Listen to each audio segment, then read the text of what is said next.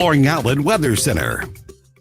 I'm First Alert 4 Chief Meteorologist Steve Templeton. Overnight, an isolated shower or storm, mainly between 2 a.m. and 7 a.m., and then dry the rest of the day. Low of 62 and a high of 83. Turns a little warmer, a little more humid Thursday, partly cloudy skies. Friday, 85 for the high, but we do have a chance for storms in the afternoon to early evening. Some of those could be severe with wind and hail, the main threat, so we've issued a First Alert Weather Day to make sure you're alert for Friday. That's the latest from the First Alert 4 Weather Center. I'm Chief Meteorologist Steve Templeton. The fighting spirit of the Marine Corps is born of battles won. Battles won within, over enemies of fear, enemies of doubt. It's who we are. It's what we do. It's a promise made to you for more than 2 centuries. A promise of the Marines. The tides are changing. St. Louis's new choice for conservative talk. The Democratic Party doesn't stand with what I stand for. News Talk STL.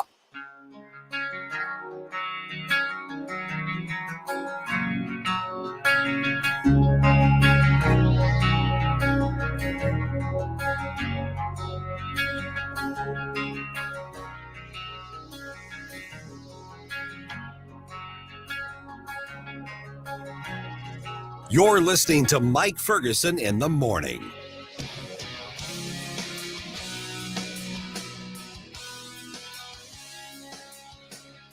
It actually happened. Some public school teachers at a public charter school right here in St. Louis kicked the union out. Now, there's still a deadline to make sure all of that is final. We're going to get an update on that here in not quite an hour or so. But could St. Louis, of all places, possibly be part of the beginning of a movement to free up workers, especially teachers, from those left-wing unions? Well, we're going to talk to our friends at National Right to Work about that right around 6:35, so just under an hour from right now. Hey, good morning. I'm Mike. Happy Thursday. Thanks for making News Talk STL part of the day. Our friend Carl Higbee, you know him from Newsmax Television. Of course, he hosts Frontline with Carl Higbee every afternoon, was on with us yesterday, and the conversation did not go really the way I thought it was going to go. He's got a new book out. It sounds fantastic. I actually ordered the book while we were talking, but we also got into talking about not just electing the right people to keep government under control, but being the people that government can't or won't want to control. Here's what Carl had to say. It really gave us some things to think about. You cover the news like we do, on Newsmax TV. Want to get your thoughts on some of the things that are happening, because once I'm looking at everything that's happening, obviously Donald Trump's dominating the headlines. You've got the warrants for the Mar-a-Lago. That information came out with that. Obviously the trial in New York, which the defense is just resting. And it dawns on me just a little bit ago, Carl, that we've got all of this dominating the headline news, which I think is backfiring against the left in ways they didn't anticipate. But I also want to think, after all these years in the business, what are we not looking at? What should we be looking at that is not in the headlines that they don't want us looking at right now? That could be things like the southern border. It could be, the gun control efforts, could be all sorts of things. But it's really frustrating that we have to have an instinct that says, okay, that's what's in the headline. What should I be looking at instead? What are you seeing right now? Well, thanks for having me on. And, I'm glad you brought that up, because that's one of the things I try to cover on my show is like, if there's something shiny right in front of you, like what's on page 2, and you've got a number of things that the left has been doing this forever. And I think the biggest thing that we're not paying attention to is Republicans are always trying to get people elected to Congress or state legislatures and things like that. But people like, Soros and the other far left radicals, they're worried about local elections where you have a DA where only 200 people show up to vote in an off-year election for this guy, and he's the one who chooses whether to enforce or not enforce the law. So you can get everybody you want elected to Congress or the state legislatures, but if the people who are tasked with enforcing the law don't bother because they're bought and paid for by Democrats, then it doesn't matter. And that's the left, for having such stupid policies on so many stupid things. They are so smart when it comes to how they integrate into the system and take it over, like almost like a virus. Good morning, Carl. Gabe Pfeiffer here. So we've seen the results of that virus all across the country. A lot of cities are in really, really bad shape. The formerly beautiful places like San Francisco are literal crap holes these days. Yeah. So what do you think the pushback is going to be? We keep expecting a political pushback of some sort. We're starting to see a kind of a cultural one. But are we actually going to see some real changes come through, or are people just going to sort of settle in and call this the new normal? Yeah, I mean, here's the problem: is there's so many. I always tell people call me all the time. They're like, "We got to do something." I'm like, "Okay, do it." And they're like, well, and I always tell, just be the person that you're waiting for. Turn around and do it yourself. Get out there and, get signatures, run for office. Well, I've got kids. And then they say, well, I've got this. All the things that people list as excuses are not excuses. They're in fact reasons they should be doing more, but everybody is waiting for someone else to do it. And this is the problem. It's like the left has all this money from all these activists where they pay people without jobs to go do the things that they want to do. But Republicans, we got to go out and earn the money so we can pay the taxes that pay for the handouts that the Democrats give to everybody. So yes, I realize it sucks to go to a school board meeting at 9:00 at night and listen to some bureaucrat pontificate about, tampons in the boys' bathroom, but you got to do it. You got to get loud. You got to stand up. You got to do these things. And if people aren't doing them, then the left's just going to win. And I always, my wife is, God bless her heart, but she is not an in-your-face person. She's very intelligent, loves to get involved on a granular level, but she's not an in-your-face person. And I always tell her that the fights nowadays you don't pick are the fights that you lose. So you have to pick every single battle, unfortunately. Hey, Carl, it's easy to get overwhelmed when we're being hit by so many fronts, and that's probably part of the left's MO. That's probably part of the strategy. Overwhelm us. So is it a matter of I've got to be a jack of all trades and be ready to push back against everything? Or is there a case to be made to say, you know what, I'm good at this. I know this topic. This is where I'm going to take my stand. And man, I really hope somebody can hit back on the other area. What's the right approach? Because it is so easy to feel overwhelmed. Yeah. And you know what, I never encourage anybody to go break the law or anything, but be hard to govern. That's what it comes down to. Like during COVID, yeah, I mean, people were like, hey, how do you get away without wearing a mask? I'm like, well, I just say no. Just don't. What do you mean? It's a mandate. I'm like, well, I'm a 250-pound Navy SEAL. Find somebody big enough to slap it on my face. Amen, brother. I love that. That's awesome. And it's funny because we've actually said on this show, because we've got one of, we've got literally three in this area right here, a county executive, a mayor, and a governor of Illinois, then the mayor of St. Louis City on the Missouri side, and then a county one, who were some of the biggest tyrants when it came to the COVID shutdowns, all those sorts of things. We've been arguing, be ungovernable the next time they try this, because they are going to do it, Carl. Because they got a taste of what the power is like. And so many people said, well, the political person said I have to do it. I guess I have to do it. And it took years for them to even start questioning. And that's the part of the entire discussion I think that scares me the most, Carl, is that people don't have this instinct to say, no, you will not.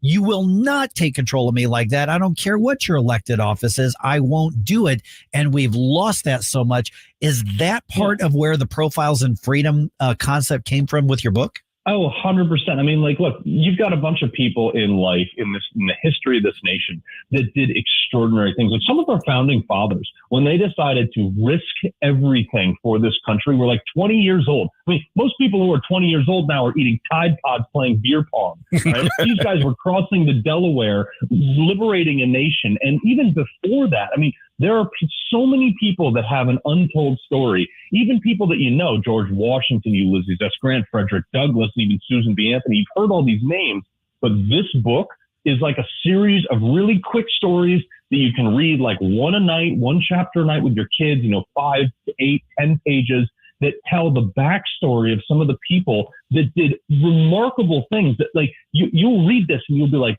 I cannot believe that they did this much at that age for the cost of potentially treason.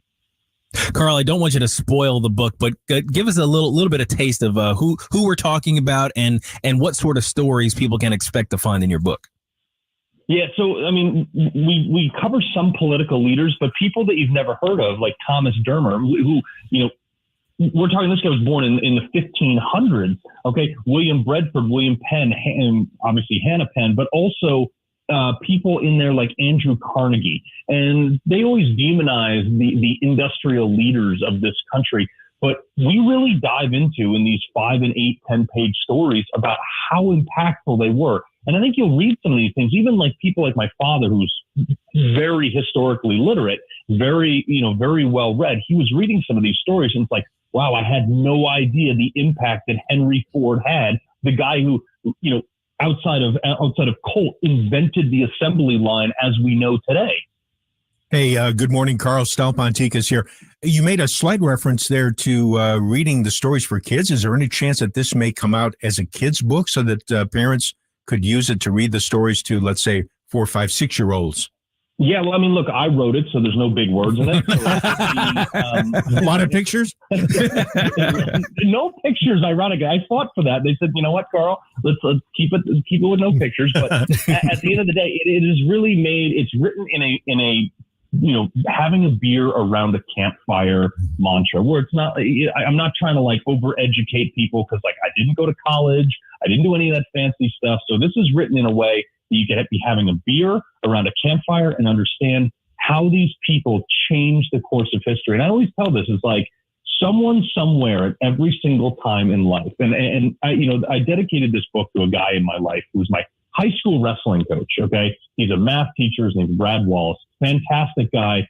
He's not a fancy guy. He would never say he's anything special, but this guy had such a meaningful impact on not only my life, but, hundreds of other kids in his 30-year career because he just didn't put up with my crap. He was just a good person who told you it's like everything you do every single day changes the course of potentially history. Be the guy that makes everything better. And that was like one message that I carried through my entire life. And so I dedicated the book to him because I think we all have somebody in our life that maybe not is a huge, important person with a big name and a fancy house and fast cars, but change the world through other people.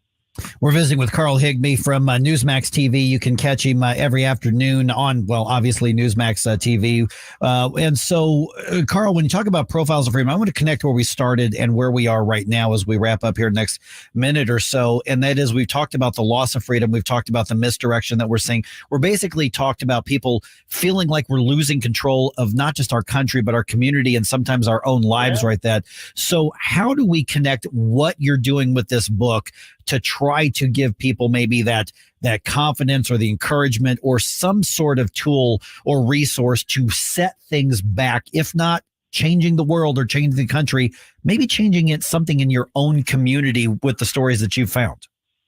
Yeah, I mean, it comes down to even the outside the book. It just comes down to giving a darn. Like there's so many people today, and this is like what we were talking about earlier with the COVID thing. It's like you just got to care. And if things get bad enough, you start waking up the people who just want to be left alone. But at the end of the day, it's like the reason we got to where we are. I always say the country can survive a Joe Biden, it can survive a Barack Obama, but it can't survive an electorate dumb enough to keep electing these people. And it just comes down to the fact that people don't care. People don't do the research. People don't want to know. People don't understand the history of how we got to where we are. And if you just start caring, 5 minutes a day, spend 5-10 minutes listening to your radio show, listen to a podcast, anything to just get informed, you have no idea the impact that'll have on your generation and for future generations, because once you know things, it makes democratic policies nearly impossible to impose. All right. The book is called Profiles in Freedom. It is looks like it's going to be shipped out in another week or so. It releases on June 4th. Carl, does that sound right? June 4th, I think it is. Yeah. So, but it is, it has been added to our News Talk STL book club. So you can find it newstalkstl.com. I'm literally about to place the order for it myself right now. But what else is in the works right now for the program? Well, actually, I was sitting in bed last night watching reruns of Brooklyn Nine-Nine, which is a great show. That's a great one. And this U.S. Army ad came up, and it was like the entire ad was talking about how this woman joined the military to sing in the chorus. And I'm sitting there, this is the stuff that drives me absolutely wild, because our U.S. military, your sole job is to kill bad guys and break things. Don't put commercials out about singing and about feel good and two moms and all that. Just kill bad guys so they don't come to my country and kill me. We want the people who get excited about the idea of protecting America by killing bad guys and breaking things. Those are the people we want. I joined because I was good at war. That's why I joined. There you go. We want those people. Yes. Yeah. All right, let's get things going with that morning news dump. Going to have the first one of the day coming your way here in about 2 minutes and 19 seconds. A little bit later on, a public charter school has kicked the union out. The teachers voted to decertify. What does that mean for them? And could this mean St. Louis is part of a movement to free up the teachers from these labor unions? We'll get that update right around 6:35 right here on 101.9 and 94.1 News Talk STL. This is Mike Ferguson in the morning. News, analysis, opinion. This was supposed to be a peaceful demonstration. Chaos erupts on the University of Texas. This is 101.9 and 94.1. He asked me to pay off an adult film star. There is an insufficient amount of evidence. News Talk STL. My friend, death is certain. Are you prepared? Larry Connors here. I don't want to scare you, but your funeral plans are an important conversation you need to have with your spouse, family, other loved ones. My friend Benjamin Schaefer at Senior Memorial can help find you an affordable final expense life insurance policy. Regardless of your health condition, you could qualify up to $30,000 of lifetime coverage. Life insurance plans with Senior Memorial also offer living benefits towards hearing and diabetic supplies, access to a 24-hour teledoc service, discounts on urns, caskets, tombstones. Call my friend Benjamin at Senior Memorial and discover your legacy at 314-866-8886 or visit memorialplans.com.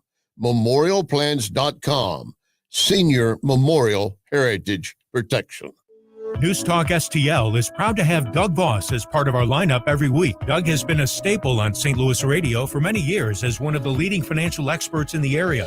You can hear Doug and Safe Money Radio 3 times every weekend on News Talk STL. And in case you miss anything, you can check it all out at DougVossSafeMoneyRadio.com. What else do our listeners need to know, Doug? Simply put, I focus on helping pre-retirees and retirees build, preserve, and protect retirement assets, and I've been helping my clients solve their insurance and financial needs for the past 33 years. I also strive to educate my clients on how to prepare for retirement, minimize the impact of market volatility on their assets, and deal with the challenges of increased longevity. Call me today at 844-676-SAFE. That's 844-676-7233. Doug Voss is a registered representative. Securities offered through DHL Securities, LLLP, member FINRA and SIPC. The tides are changing. St. Louis's new choice for conservative talk. The Democratic Party doesn't stand with what I stand for. News Talk STL.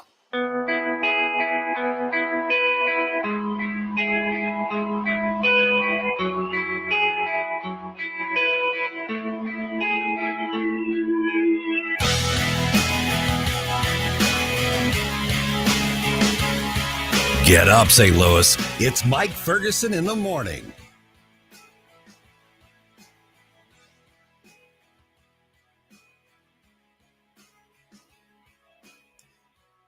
All right, what's next for a local left-wing rag now that the RFT has been sold? And we've now got the update on the teen girl who cracked another girl's skull. What's next in her legal situation? And listen, Q, I don't want to jinx anything, but I'm just going to casually point out that the Cardinals have won a number of baseball games lately. Oh. I'm not going to label it. I'm not going to call it anything. I'm just going to point that out here. Okay. I haven't been paying attention. Good man. All right. It's 5:50 right now. Quentin is in for Stell today. All right. Here's what's happening kind of around the country, around the world, and around the area. We're going to start with one of these hearings in Washington, D.C. that's looking into the whole COVID mess. And it's not even so much about the virus. It's about the lies that went on around it.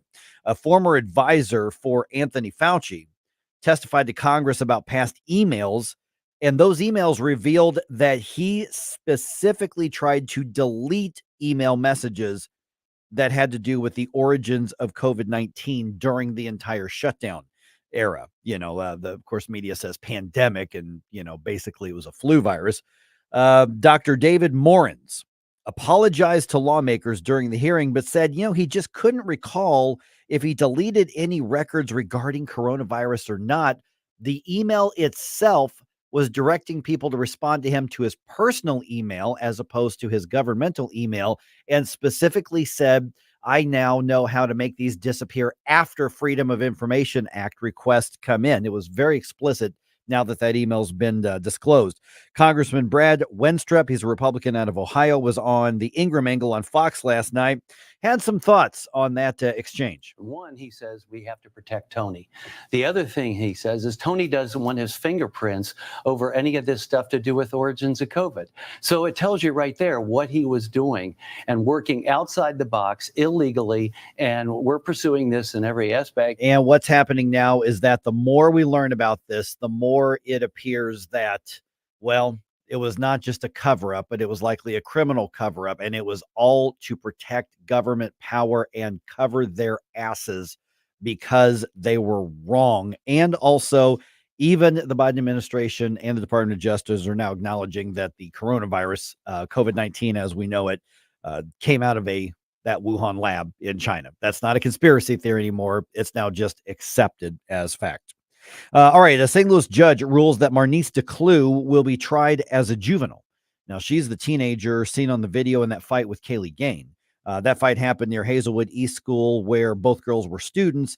Gain suffered brain damage. It's not clear from the video who started the fight or why the fight happened. The judge cited the fact that DeClue does not have a criminal record as one of the reasons to keep the case in juvenile court. Yeah, that's a really horribly tragic situation. We'll get into more detail on that in less than about 10 minutes or so. Okay, President Biden continuing to cancel student debt.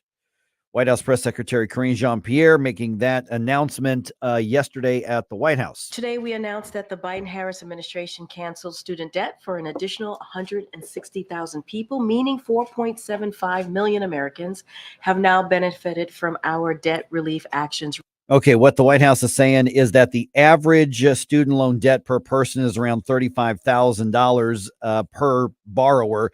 Congressman Byron Donalds was on Kudlow on Fox, and he's got a little different take on this, Q. The Supreme Court has told Joe Biden no. The Congress has not voted on anything like this for student loans, but he does it anyway. That is a violation of separation of powers. It's an impeachable offense. I think the young people would say, oh, snap.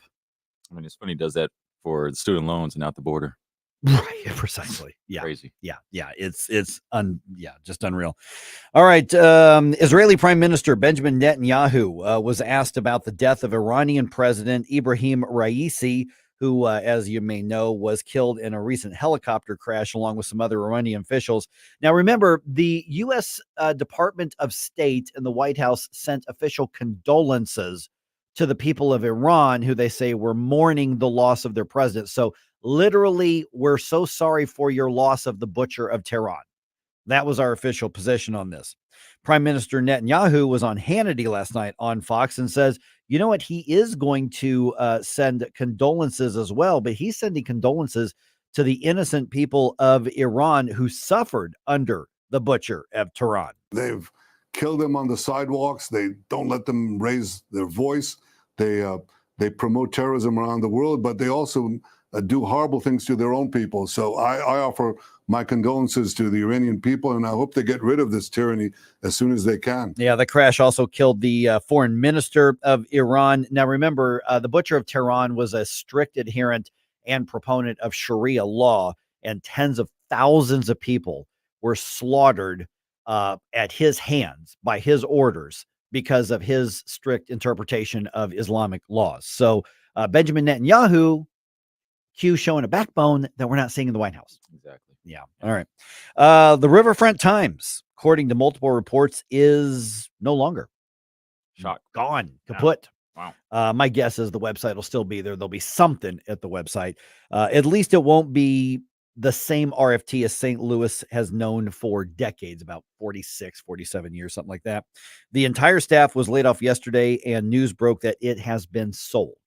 So there's no word on what, if anything, is going to become of the publication at this point, but it seems clear that it's not going to be locally based. So if you are looking for, that weird kinky hookup thing, I don't know which back pages you're going to look at now to go find it. And by the way, if you want to get your so-called social justice journalism, I don't know where you're going to get your. That's the funny thing I want to talk about here in a little bit is people are like, what about the journalism in St. Louis? Really? Not Riverfront. No, okay, that's what we're going with. Let's talk about. I think 620. Let's have a conversation about that, because that's the funny thing that I'm seeing across media is like, this is such a blow for journalism. And okay, all right. Well, officially there was one game on the schedule, but the Cardinals racked up 2 wins on Wednesday. All right, here's how the math works out on that. Okay. Q is like, man, this is early. What are you doing? First, they won Tuesday's game that was suspended because of the rain, because they had to complete that on Wednesday. Final score in that one was 3-1. After that, the Redbirds came from behind, won the series finale, final score 5-4. Mason Wynn had a home run in the 7th inning. That actually gives the Cardinals their first series sweep of the season. Wow. And the first time the Orioles have lost and been swept and not lost. First time the Orioles have been swept in a series since 2022.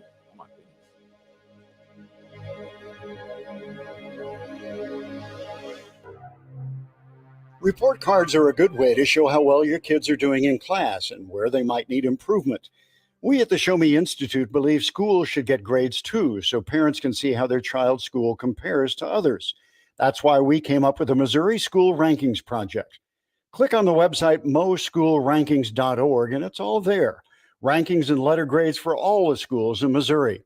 The rankings are based on categories such as student performance in English language arts and math, ACT scores, and graduation rates. Then we take the rankings and come up with a grade point average, just like your child has. Each school and district has a grade, and the website is easy to use. And now we've added spending data for every district, so parents, taxpayers, and policymakers can see where the money is going. Don't you want to know how your child's school stacks up? Learn more at showmeinstitute.org. The Show Me Minute has been brought to you by Show Me Institute and Show Me Opportunity. Columbo and Katie. Harrison County Board of Education is punishing and suspending 13-year-old girls from being able to compete in their sport because they didn't want to compete against a boy. Meanwhile, protesters violently taking over buildings and breaking the law and threatening violence, they're not being punished, but these 13-year-old girls are. Tony Colombo, Katie Fitzpatrick, weekdays at 2 on News Talk STL. Attention farmers. Is your material handling equipment coming up short in your operation? A JCB TM Series telescopic wheel loader from Sievers JCB can take your productivity to new heights. Bucket capacities range from 1 yard to 4 yards and lift heights up to 18 feet. Don't miss out on special short-term lease options and put JCB TM Productivity to work on your farm for under $3,000 per month. To schedule your on-farm demo, call or visit SieversJCB.com today. KLGY HD3 Clayton, K270BW Belfast, KNVS Bowling Green. This is News Talk STL at 1019, 94.1, and always streaming at newstalkstl.com. News this hour from townhall.com. I'm Rich Thomason. Central Texas, latest part of the country to be slammed by powerful storms. Torrential rains, hail, a suspected tornado causing property damage. While in Greenfield, Iowa, there's a lot of debris to be cleared away following this week's severe weather. It left at least 5 people dead. Crews continue combing through mountains of debris. Today, there's a threat of unsettled weather across a vast area, stretching from Texas all the way to New England. High winds collapsed a stage during a political rally near Monterrey, Mexico last evening. At least 9 deaths, more than 60 people injured. Former Donald Trump challenger Nikki Haley. Who will you be voting for? Haley dropped out of the GOP presidential race 2 months ago. She and Trump had been sharply critical of each other. But speaking at the Hudson Institute, Haley said, I will be voting for Trump. Haley says Trump has not been perfect on many issues. But Biden has been a catastrophe. Even though she's been out of the race for months, Nikki Haley is still getting support in Republican primaries. Trump would be smart to reach out to the millions of people who voted for me and continue to support me and not assume that they're just going to be with him. And I genuinely hope he does that. Haley earned more than 21% of the vote in Maryland's presidential primary last week. Ed Donahue, Washington. The big holiday getaway is underway. AAA figures 44 million Americans will travel over the long Memorial Day weekend. And the FAA says today will be an especially busy day in the skies. 54,000 flights expected to take to the air. Look for the roads to be crowded this afternoon and this evening as people head out. Then again on Monday afternoon and evening as they head back home. Watching Wall Street, the Dow futures up 32 points. NASDAQ futures 176 points higher. More on these stories at townhall.com. Anyone with everyday aches and pains, I've got a question. What are you missing out on? Probably a lot. So let me tell you about Relief Factor. Relief Factor is a drug-free daily supplement that helps your body fight pain naturally. It doesn't just mask pain, it helps reduce or even eliminate it. In about 3 weeks, you'll discover what it's like to feel better. Go to relieffactor.com or call 1-800-4RELIEF and save on your first order. That's 1-800-4RELIEF. Laura Trump provides a fresh and honest perspective on the issues that matter to you on the Right View podcast, now available on the Salem Podcast Network. The number of Americans, and I think this is part of the problem right now, the number of Americans getting their news from TikTok quadrupled in the past 3 years. It really kind of terrifies me for what is to come for this country. Subscribe to the Right View on Apple, Spotify, Google, YouTube, Rumble, or at SalemPodcastNetwork.com. From the Michaels Flooring Outlet Weather Center. Early morning showers and storms move out today and make way for a quiet break for most of your Thursday. Will be partly cloudy, turning more humid, up to about 83 degrees this afternoon. Spotty showers and thunderstorms tonight, but lots of dry time in the mix as well, down to 69 for the low. And then tomorrow, Friday, right back into the action. Periods of rain, some on and off thunderstorms, severe weather once again on the table. Our primary concerns would be hail and some gusty winds. That's your first alert forecast. I'm meteorologist Matt Chambers. This hour of News Talk STL is brought to you by Rodney and Jen Wallner and the entire Wallner home selling team at Berkshire Hathaway. Call them today at 314-810-SOLD. 314-810-SOLD. Hey, it's Tony Colombo for the cleaning pros at Zero Res. Zero Res knows there's nothing more important than the health of your family, and the health of your home has a direct impact on that. And that's why they have this great offer for the month of May. Book a cleaning now and mention the Colombo special, and you'll get 3 rooms of carpet cleaned starting at just $129. Plus, you can take $50 off your air duct cleaning. Keep your home clean and healthy with the pros at Zero Res. Just mention the Colombo special when you call 314-474-2020 or when you book online at ZeroResSTL.com. Tim Jones here with Dr. Pat Fader of Comprehensive Chiropractic. Doc, I hear you all have a new treatment program for everyone's chronic knee pain. Tim, that's right. We are helping patients with chronic knee pain by addressing the root cause of their condition. And what makes your program so unique? Well, Tim, many programs focus on just one component of the problem, the structural component. Our program focuses on the metabolic and neurologic component to complete the picture and improve our patients' outcomes. We get to the root cause of what is driving inflammation in a person's body and address it directly. For your chronic knee pain and more, visit cchiropractic.com. All information, make an appointment at cchiropractic.com.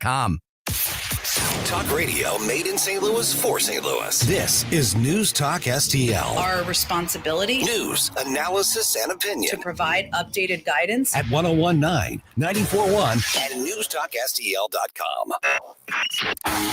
Mike Ferguson. It's a miracle we're not in prison.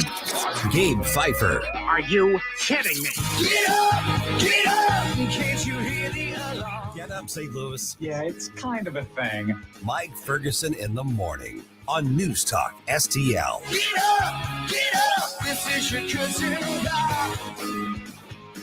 All right, the ruling is in, and the teenager who cracked Kaylee Gaines' head will not be tried as an adult.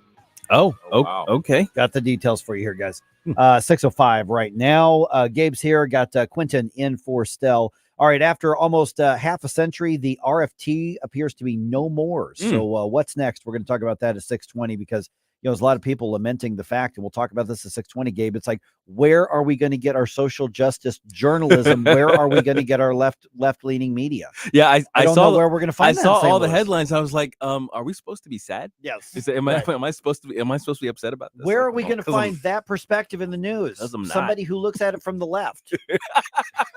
I don't know how that's going to happen now. It's a hole in the market. Yeah, that's what's funny is it's a market response is what's happening. Yeah. But to see all the people lamenting, it's like, I don't know how we're gonna overcome this. Yeah, it's like we're gonna miss the interesting perspective from the river. Are we? Really? It's like, I keep asking these questions. Like, is this really sad? Are we going to miss them? Are there not already lots of perspectives from the left? Pretty much everywhere you go. Yeah. Hey, they were good for one thing. Weekend activities. Oh yeah, They you know what? let List of concerts. That's a good point. That was the reason why I followed them. That's a good point. That's a good point. We do need the list of. Although I think I'm glad that that's what you said and not like the stuff in the back page.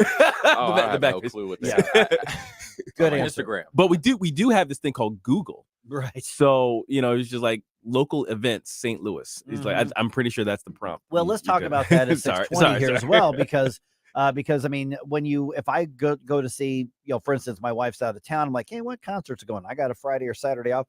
I don't go to the Riverfront Times. I look at events on Facebook. Yeah, that's true. Now, occasionally, if I'm walking out of like the gas station or something, I see one of those headlines. So like that does give me content at least. I could talk about the garbage that they have on their front page. So I'm gonna miss that. Let's do that. They are a content farm, or they were. Well, it's gonna be interesting to see what happens. So we'll talk about that at 6:20. So I got a question from Blues Nut on Rumble. Blues Nut, you're gonna have to wait till 6:20. That's called a tease in order to keep you listening. There you go. That's what it is. I am a professional. Yes. All right, Marnice DeClue. This is all the years I've done media and stuff. I don't know that I've ever actually openly used the name of a juvenile criminal suspect before. Yeah, but that's true. Remember, her name was her family put her name out there trying to raise money for her legal defense. So that's why she's reported. We know who she is. Marnice DeClue will be tried as a juvenile, not as an adult, for the charges related to that fight that left Kaylee Gain in the hospital with brain damage. So this decision was announced yesterday. Of course, the juvenile court officer in the case recommended that she be tried as a juvenile. The judge has the final decision, and the judge agreed with that ruling there. And so this means that the range of punishment that she could get should she be convicted, and we don't know that she's going to be convicted, it's much different and would end much earlier in her life. The idea being that if this is a juvenile crime, a juvenile offense, that she still has a chance to start with a clean slate as an adult. Right. Now, keep in mind, we all saw the video. Yeah. And if you haven't, I don't recommend you see it. I haven't seen it. I don't. Yeah. I'm not kidding. I'm not being flippant. It's disturbing. It's really disturbing. I thought it was. But what the video does not show is why the fight was happening and who started it. Right. We don't know who the aggressor was. We know who ended the fight, but we don't know what started the fight. Now, there's a very good argument to say it doesn't matter. The fight was over and she kept intentionally smashing her head against the sidewalk. And the sound of it was just horrible. Yeah. Yeah. That's rough. And so that's where, the attorney general, a bunch of others, because a bunch of politicians jumped in on this, and they should have stayed in their lane and left it to the local authorities on this. And now we've got a situation where Kaylee Gain, I think she's 17, I think 16 or 17. I think both. Well, yeah. Marnice is 6. Well, she's 15. Almost 15. 16, Okay. Yeah. And so she's going to be tried as a juvenile. Everybody in town knows that she's the one who cracked Kaylee Gain's skull open. Everybody watched it. And you saw immediately people start to sort of gather in tribes. And what was really tragic, in addition to Marnice DeClue's life is never going to be the same. In addition to Kaylee Gain may not function as a normal adult later in life, is that it immediately became a racial thing. Yep. That's what it happened. Like both sides immediately went to, oh, look at this black girl picking on this white girl. Right. That's really what the story became, and it was very sad to see. Yeah, maybe that's what happened, but maybe not. And that's the thing. I actually don't think that's what happened. No, because we know that Kaylee Gain was suspended for fighting with another kid a day or two before. Right. So all of this juvenile stuff that we're not supposed to know is way out in the open and being reported at this point. And as hard as I am on public schools, Hazelwood East can't be blamed for this. Yeah, it didn't happen on their property. This all happened. Yeah, like blocks. I think a block or two. A block or two away from campus. Yes, it was near campus. It was like post school, so everybody's Right. kind of walking around. Got their phones out. But yeah, this wasn't something they could have prevented. It wasn't. No. It wasn't even in their jurisdiction. No. Right. So no, because people were like, we want an investigation into the school, and some of the Republicans Mhm. were that. And I'm like, listen, guys, I'm as hard on the public schools as anybody is, but this ain't it. Mhm. Don't be careful what you ask for. Right. If you want them to monitor your kids off campus, then guess what? That extends their authority to 24/7. And there are some schools that have tried that. They're Yeah. like, well, we're watching their social media, and if they're doing something that's bullying, we're gonna step in because it could affect what happens in the classroom. Now, one thing I've seen, and we on the right have seen this, where schools extend their little fingers outside of the bounds of the school. It's like, hey, you showed that rifle that your dad got you for Christmas on your social media, and we think you're a danger to the school, so we're going to suspend you until we investigate. Right. And it's none your business. None your business. Mhm. So be careful what you're asking for, because you see an opening to go after somebody with whom we disagree with ideologically. Yeah. Still, remember, there's a proper rule of government. So what do you think? I mean, Marnista Kluwer being tried as a juvenile in this case, just based on the limited amount that we know. At first, the main thing I was worried about was the savagery of the attack. I was like, man, that's rough. Is because I've been in some fights, I've seen some fights, and there's a point where the fight's over. And when you continue past that, it's like that dude's out. You see this in MMA, right? We quote unquote cage fighting, where he's like, hey, he's out. Everybody stops. That didn't happen here. And that's a level of savagery that you don't even really see all that often in people who professionally fight. So that's what kind of made me think, man, there's something wrong with this girl. But maybe what they've seen, and the juvie officers were, we got to trust them on some level, right? Maybe what they've seen is like, no, this was kind of a crime of passion thing. This was very much this is outside the norm for this girl. So we don't want to destroy her life because of this thing. Maybe that was the reasoning behind wanting her to have that clean slate post juvenile sentencing. And with every point that makes a good point, there's a counterpoint. There's always going to be a counterpoint. Yeah. I mean, so you hear this. I mean, she's going to be tried as a juvenile. She's 15. Right. She's growing. I'm not giving her an Sure. Mhm. but she's 15. Right. Like it as savage, like you said, as it is, it's just hard to try her as an adult and just ruin her life forever. Mhm. Well, here's the counterpoint. Yeah, here's the there's- counterpoint, yeah. because that's a valid point. That's legit. That's legit. That's the point of the juvenile justice system. Right. Mhm. But the counterpoint is, but Kaylee Gain will never have a normal life now, most likely. Yeah. Because That brain damage and it looks to me like, you look at the thing, it looks like she just snapped. I think that's where the lack of evidence also comes in. Yeah, If they could and- have proven that who started it, who's Right. the aggressor. Right. I think it'd be different. And so we may or may not know. And I'm telling you right now, there is a chance that she won't even be convicted if we get more of that information. I mean, if If they it's do the possible. whole acting in self-defense thing. I mean, Right. I guess if the lawyer can convince do they do jury trials in I don't juvie know. courts? I never Mhm. had the pleasure of being involved in the In the juvenile, juvenile court court. system. Yeah, I don't know. I appreciate that. Thank you, Alex, for not dragging me into juvenile court.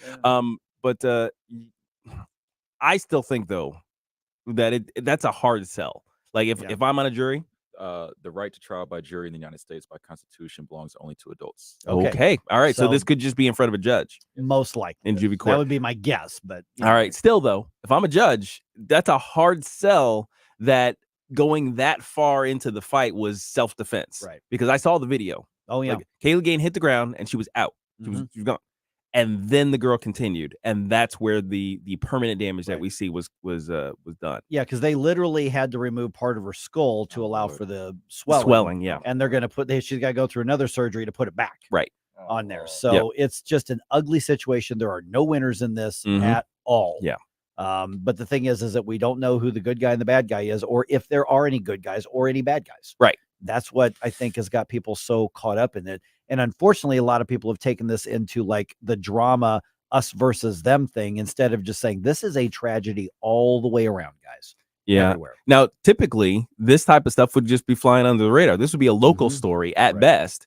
But the thing is that video became a thing, Yeah. and everybody shared it, and once it went viral, okay, now the entire country has to be involved in this conversation, And they made it racial. and then they made it racial, and then that made it worse. Yeah. And then conservatives pounced on one. I mean, for instance, like, when the politicians and some of them were like, well, here's my official statement. We don't need an official statement. No. And these are my friends. Yeah. I mean, these are literally people that I've gone and had beer with in bars and stuff. And I'm like, you don't need to be in this. Let it go. Let the juvenile system handle it. If they try her as an adult, and there's a lot of people who say she should be tried as an adult. And I think they've got a lot of good points on that. But it's like, we don't have to make everything about politics because it went freaking viral on social media. Exactly. We don't have to do that. All right. 314-912-1019. I'm reminded of some good advice that I heard not too long ago, but never miss an opportunity to shut the F up. Yep. Very good advice. Very good advice. All right. The Riverfront Times, as we know it, no more. You've loved them. You've hated them. Have I loved them? You've looked for discreet escorts in the back pages of them. Oh no! I'm trying to think of like what you would find on them that I could say on the radio. They hold a special place. Yes. Maybe you got One way your or concert. another. You found your unique date to the concert. There you go. Unique date to How the about that? concert. This was prior to the apps, right? Yeah. Exactly. Well, let's pick up with that. Okay. Because people are like, how could this happen? How could the Riverfront Times go under? Well, it's called the market. So let's talk about that. Is it really about journalism, or is it about the market? Let's talk about that right around 6:20 here. Because honestly, though, the Riverfront Times is an institution in St. Louis that is ending. So we'll talk about that at 6:20.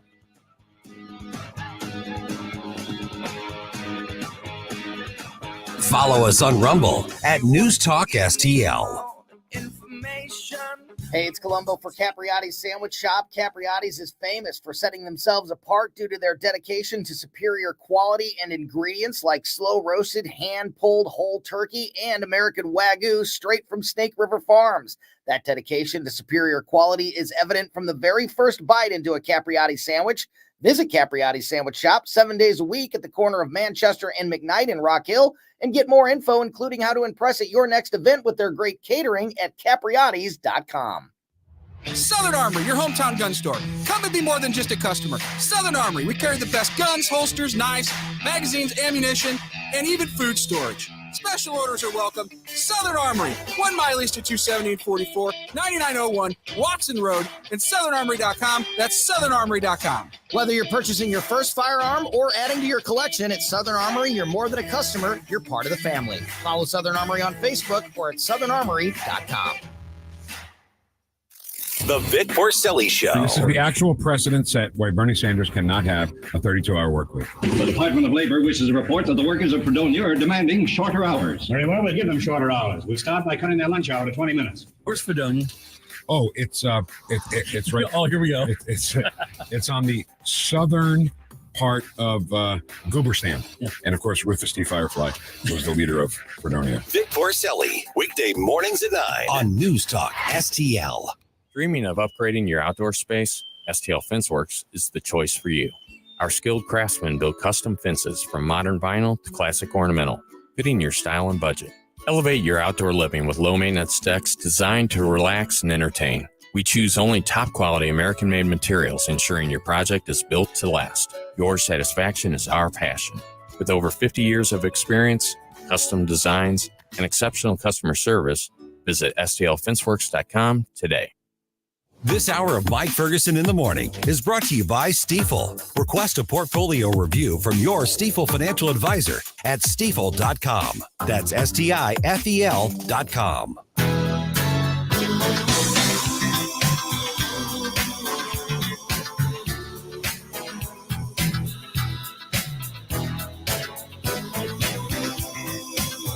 Get up, St. Louis. It's Mike Ferguson in the Morning.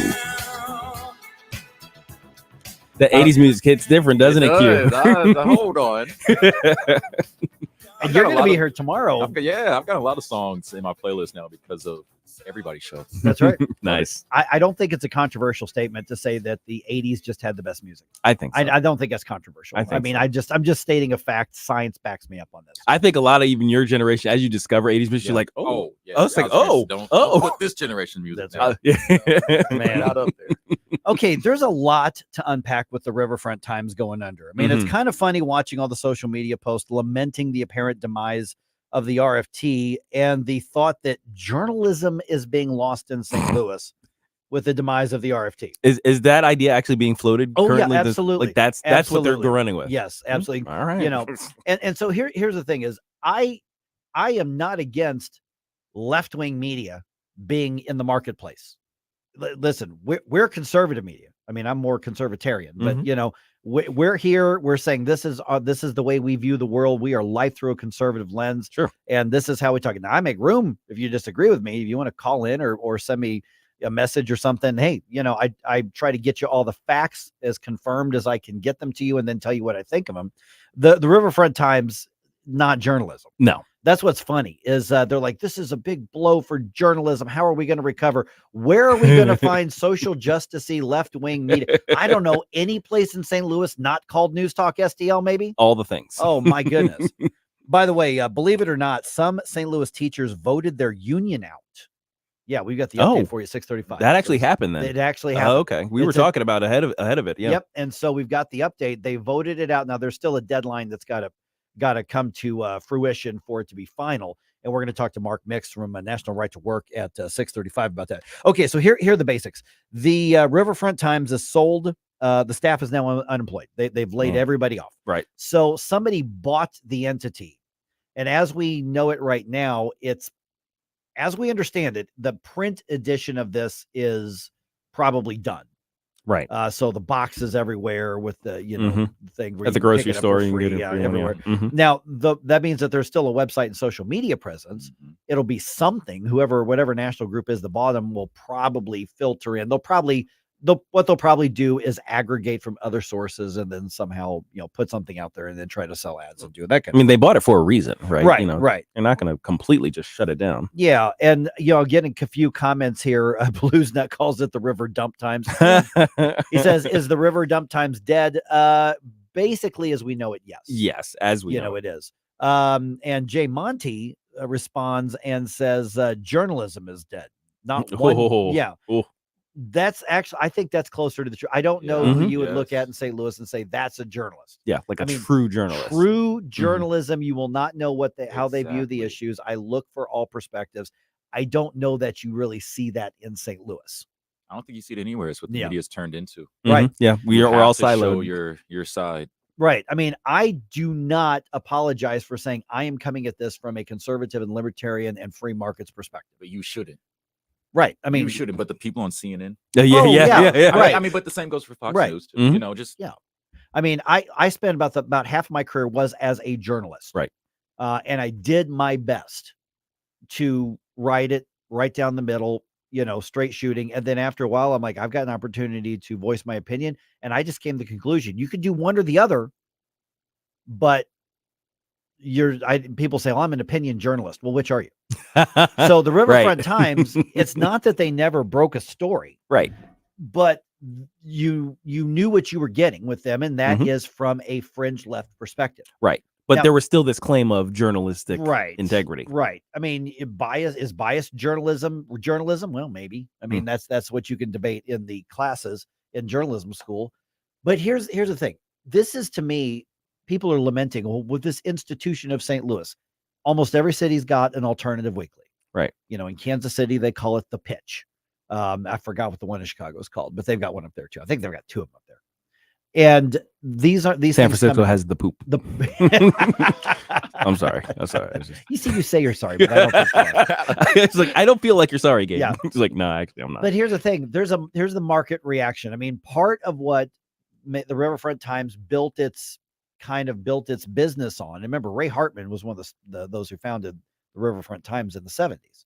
And they were reviewing restaurants. They were, if you wanted to know where the concert was, whatever show, not just the big ones at Riverport, but the ones at the Blues Club, or the Rock album Club, reviews and stuff like that. Yeah, happening at Pops. I mean, in the East Side or whatever it is. that's where you went. But now, if I want to look and see, well, I'm not going to the big show, that's got 20,000 people at whatever arena. What's playing out at Del Mar Hall or Diamond Music Hall or wherever? I'm looking at a different place. They got beat in the marketplace for other things.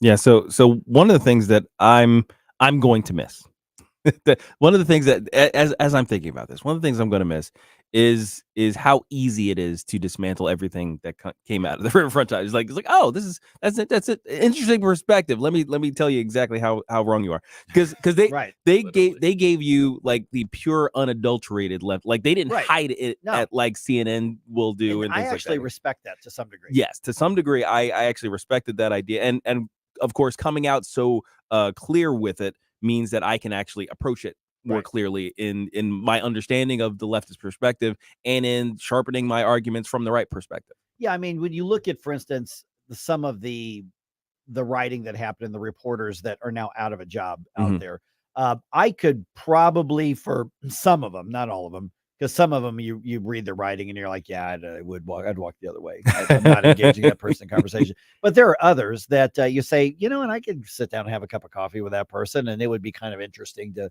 just kind of exchange ideas and see, who wants to wrap their head around the other person's perspective and see if you can understand it. I actually enjoy that exercise. It just almost never happens anymore. Yeah. And with the Riverfront Times, to give them enough credit, was it a left-wing rag? Yeah, absolutely. But they were honest about it. They were genuine about it. Just like, here at News Talk STL, we see life through a conservative lens. We're not apologizing for that. They weren't apologizing for that. I mean, so for the people who are saying, it's not real journalism. I mean, where are we going to get our left-wing journalism? I mean, that's like saying, how are you going to buy a book if Left Bank Books goes under? You're going to find your stuff. I mean, you're going to get there. But also keep in mind that the Riverfront Times and Sauce, the magazine out there, I don't think that's spun off, but it's owned by the same people, and the resources so they kind of specialized in the restaurants and the nightlife and the food and drink and all that kind of stuff. But that was a big part of Riverfront Times. Sauce is going to continue.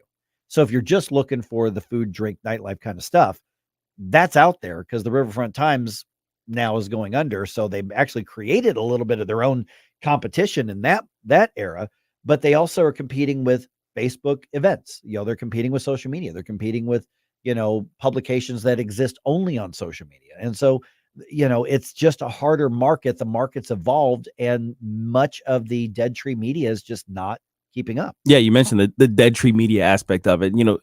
We're talking about newspapers, right?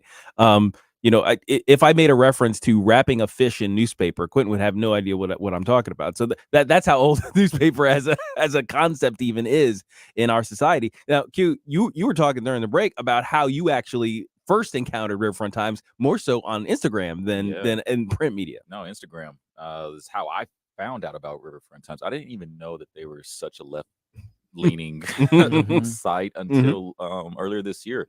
I would watch, I'd scroll on Instagram, and they would have a lot of restaurants, like you said, pretty much what Sauce does. Yeah. And that's how I was introduced. That's how I was like, okay, cool. This is cool. Right. And I started seeing some of the headlines, and I was like, whoa.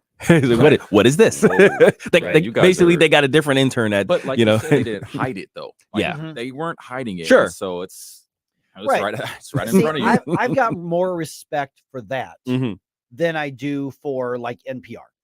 Or that I do for most of the alphabet soup media out there, because they go up there and try to claim, we're just giving you objective news. We're not giving you our opinion. These are just the facts. By the way, my pronouns are she, her. And if you don't respect them, then you're obviously a bigot who probably votes for Trump. So, the fact that the Riverfront Times just came out and said, we're they, them, zers, zens, and whatever.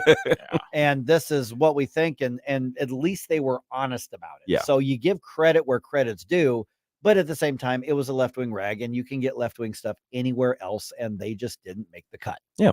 I mean, we used to have a plethora of conservative morning shows here in St. Louis, and the market said, there's room for not quite that many. Right. And, there are some left, and there's others who didn't make the cut. Yep.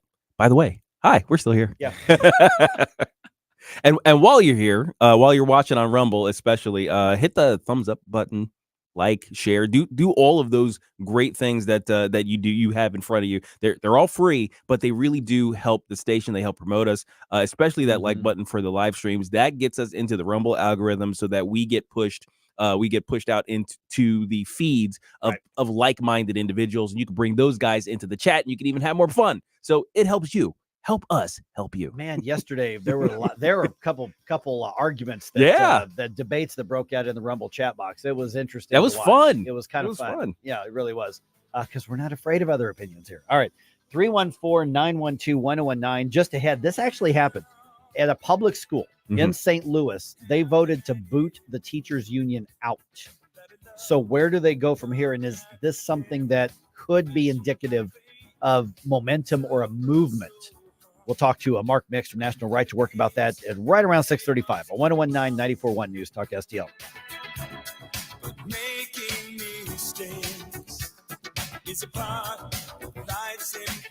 Like and subscribe to us on Rumble. News Talk STL.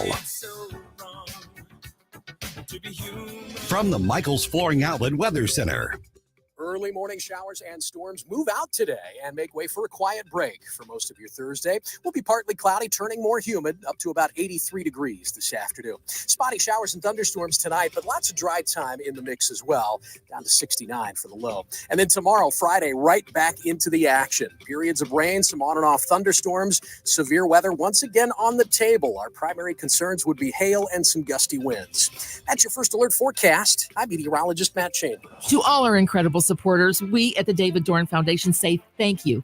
Your 5-star online reviews that you recently posted are beacons of encouragement on our mission to assist first responders. And a shout out to Steve Katraba, who reviewed us with these powerful words. The Dorn Foundation continues to fill a need in the public safety community and thereby to the public. Steve, your words are more than a review.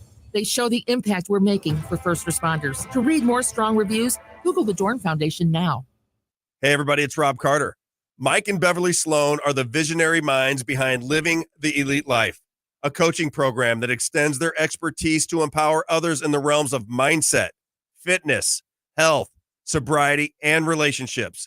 If you need just a little push to make your life a lot better, give them a call, 636-248-9799, or email beverlysloan1@gmail.com. In the fast-paced world of digital marketing, making connections is a challenge for any business.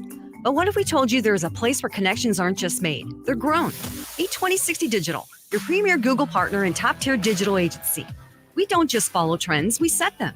At 2060 Digital, we're not just another agency, we're your strategic partner. We dive deep into your challenges and develop solutions that drive measurable outcomes. Ready to elevate your digital presence with campaigns that connect? Google 2060 Digital today. Danny Define here, host of the all-new show, The Next Gen, with me, Danny Define. We're going to cover all the hard-hitting topics on this show, from national headlines to things happening right here in St. Louis. Next Gen with Danny Define. Join me every Sunday at 10 p.m. right here on News Talk STL. News, analysis, I'm glad you're talking about this. Opinion. I'm glad you're fired up about it, too, because I know I am. News Talk STL.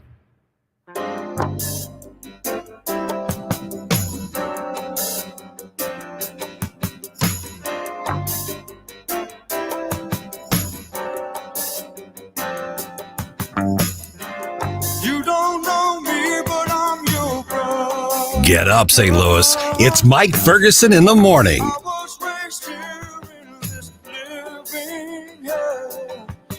All right, some St. Louis teachers say thanks but no thanks to the union and give them the boot. That's amazing. Did not think you were going to see that in 2024. I was not expecting. Didn't think you were going to see it in St. Louis, did you? Yeah, but it actually happened. All right, News Talk STL, our free app, streaming audio. You, of course, stream the audio at newstalkstl.com. Or if you want to be more discreet at work and not do it on your desktop or laptop, then just put it on your phone and it's free and you can Bluetooth it in your car. That is increasingly where everybody is taking us with them. So just, put us on your phone. You can put us in your pocket and not in a riverfront time sort of way. That's not what I'm talking about. I'm just saying we've got the app and it's free and it doesn't take up very much memory. All right. St. Louis teachers say thanks, but no thanks to the union and give them the boot. We're now joined by Mark Mix from National Right to Work. And Mark, we talked about this week and a half ago, something like that the vote was coming up. And I thought it was really interesting that there was at least enough support to require the vote itself, but I didn't think it was going to succeed. But by a very narrow margin, the teachers voted to decertify their union. Now, I know that the whole process isn't technically complete because there's some kind of deadline I want you to explain to me, but where are we with that? The teachers have said no thanks, so they are in the process of decertifying the union. I want to get into the bigger picture on that, but let's start with the fundamental. Where is it in the process right now? Yeah, Mike, good morning to you. I just want to know, how tall is Quentin? I'm looking at him. He looks like he's pretty tall. Yep. But anyway, I'm only 5'6", so when I notice somebody like that, but yeah, here's the deal. The decertification vote occurred last Friday on the 17th. There's a 7-day window for appeals or objections to the results of the election. That window will close tomorrow, Friday, about 5 o'clock. That objection will go to the National Labor Relations Board regional office that conducted this election of the teachers at the KIPP school, the high school in St. Louis, which is a public charter school. They did vote to decertify the union. The margin was close, as you mentioned, Mike. And there are challenges. I think there's 2 challenges that are out there for ballots that were cast.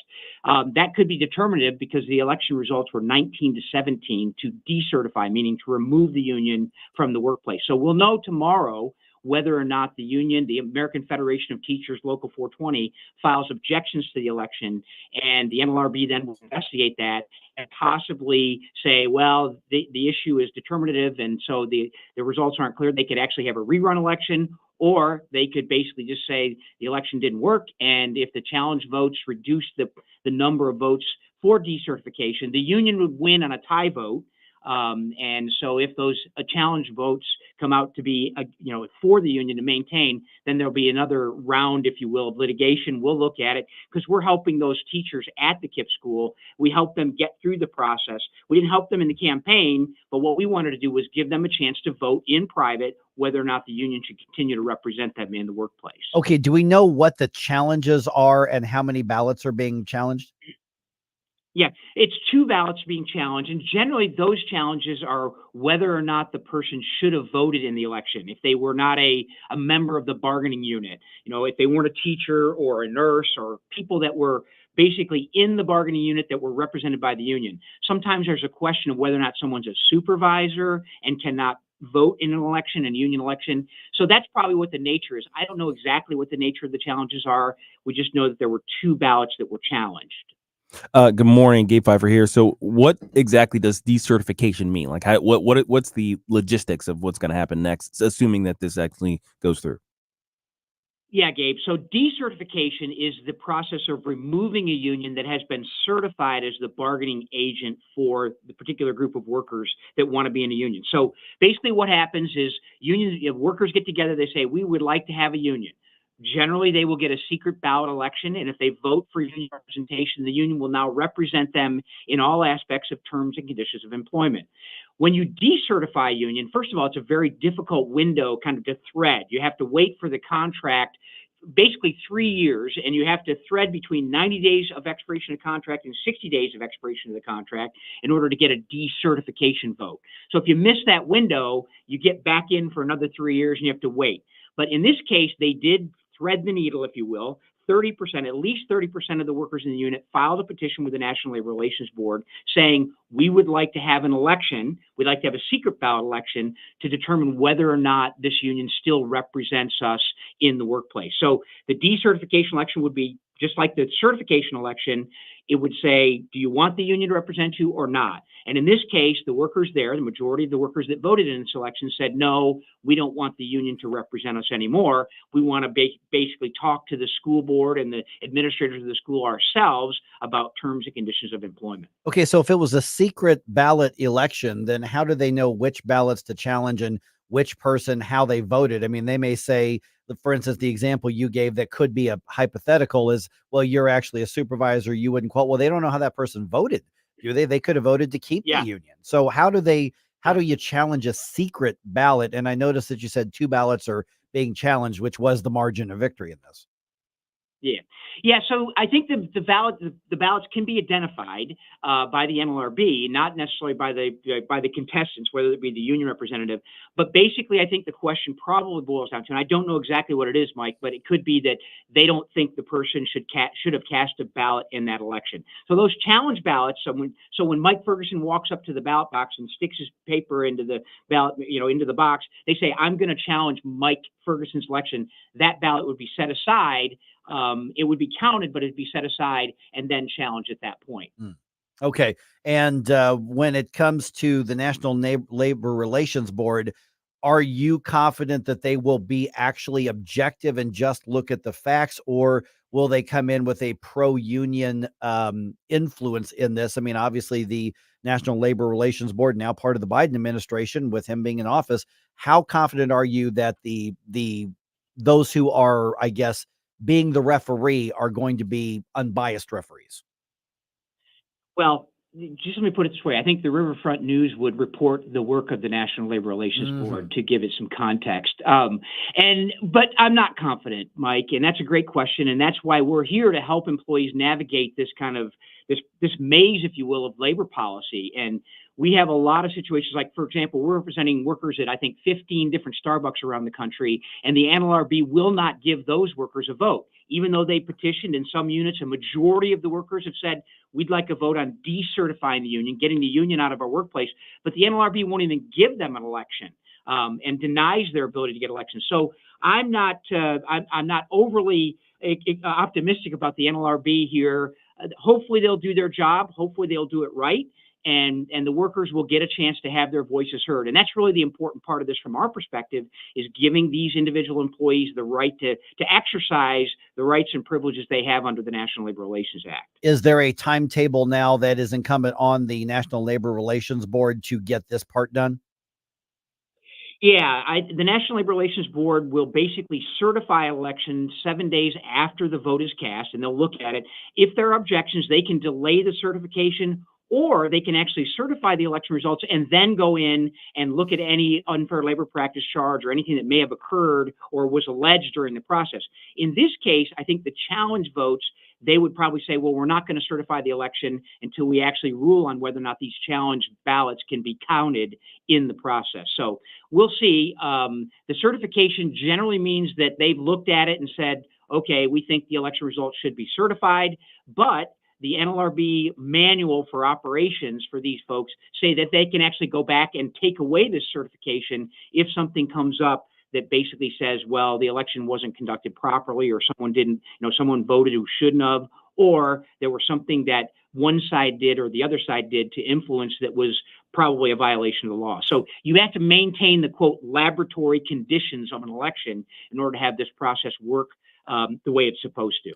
We are visiting with Mark Mix from National Right to Work. And Mark, at this point, is there a bigger picture here? I mean, yes, it's a public charter school, so it's a little different setting, but it's still a public school. This is still the American Federation of Teachers here. So you still have a group of public school teachers who have voted to decertify a teachers union.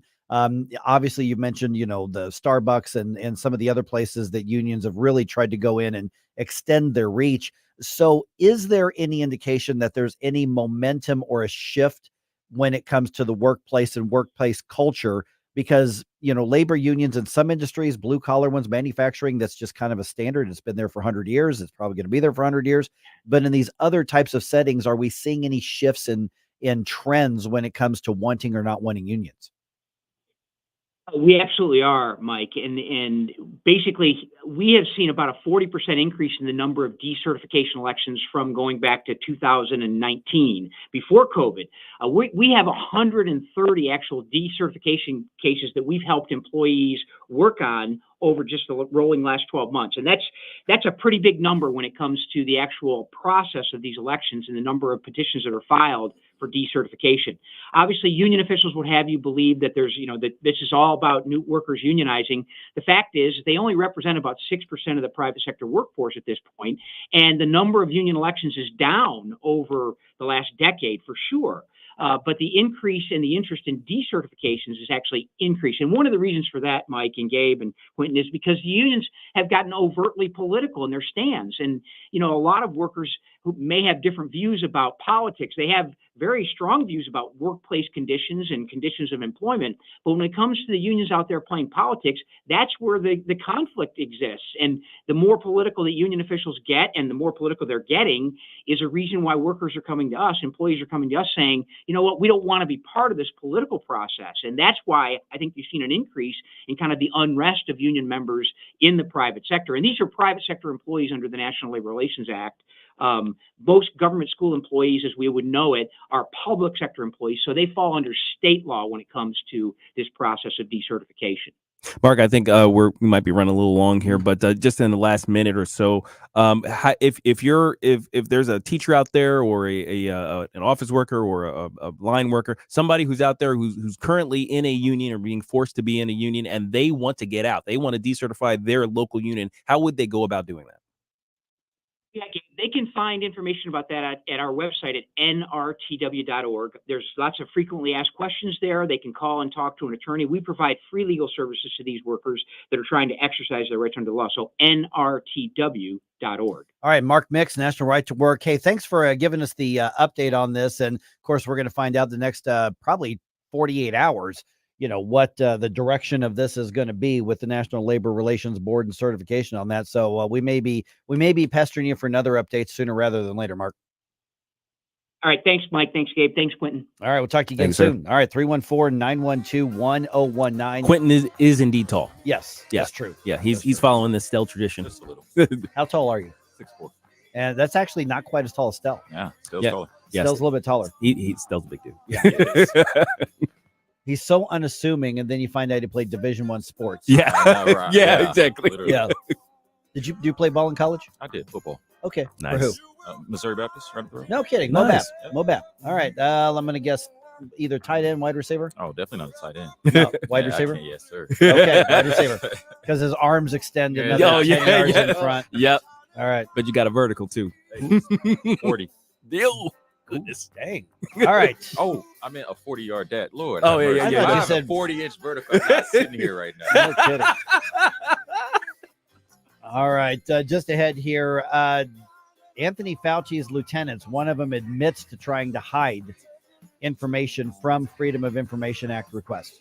Admits it. Oh, wow. Yeah. I'll give you the update on that right around 6:51 here on 1019 94.1 News Talk STL.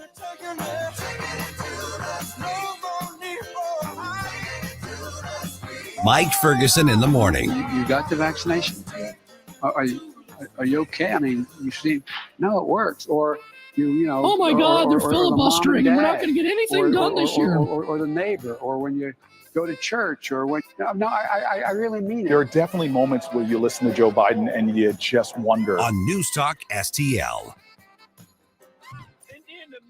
1019 and 94.1. They lying about what's going on in America. They lying about it. News Talk STL. The Herzog Foundation is the vision of its founder, Stanley Herzog, and it exists to promote quality Christ-centered K-12 education nationwide. Hi, this is Chris Stegall with the Herzog Foundation. We offer a wide variety of resources relevant to today's families, including a free online publication called The Lion. The lion is one of God's most majestic creatures, symbolizing strength and courage. Named for its attributes, the Lion publication carries articles covering a wide range of topics facing American families and culture, especially related to the education of children. The Lion can be found online at readlion.com. That's READ lion.com. Sign up for The Lion at readlion.com and find dozens of must-read articles published every day. Visit readlion.com and subscribe for the weekly and daily digests so you never miss an article. Readlion.com. That's readlion.com. Pizza's here. Oh, great. I'd love some, but I'm worried about my stomach issues. If you're worried about having diarrhea, gas, bloating, stomach pain, or loose, oily stools, it may not just be stomach issues. It could be a condition called exocrine pancreatic insufficiency, or EPI. With EPI, the pancreas doesn't release enough enzymes to break down food, but EPI is manageable. Use the symptom checker on identifyepi.com and talk to your doctor. That's identifyepi.com. Sponsored by AbbVie. We used to argue about whose turn it was to clean the gutters, but then I had Leaf Filter gutter protection installed. Wait, I told you Leaf Filter had free inspections and estimates and a lifetime guarantee. Meaning we never have to argue about whose turn it is to clean the gutters again. But I visited leaffilter.com/beacon first. No, I did. It doesn't matter who. Visit leaffilter.com/beacon to schedule your free gutter inspection and get up to 30% off today.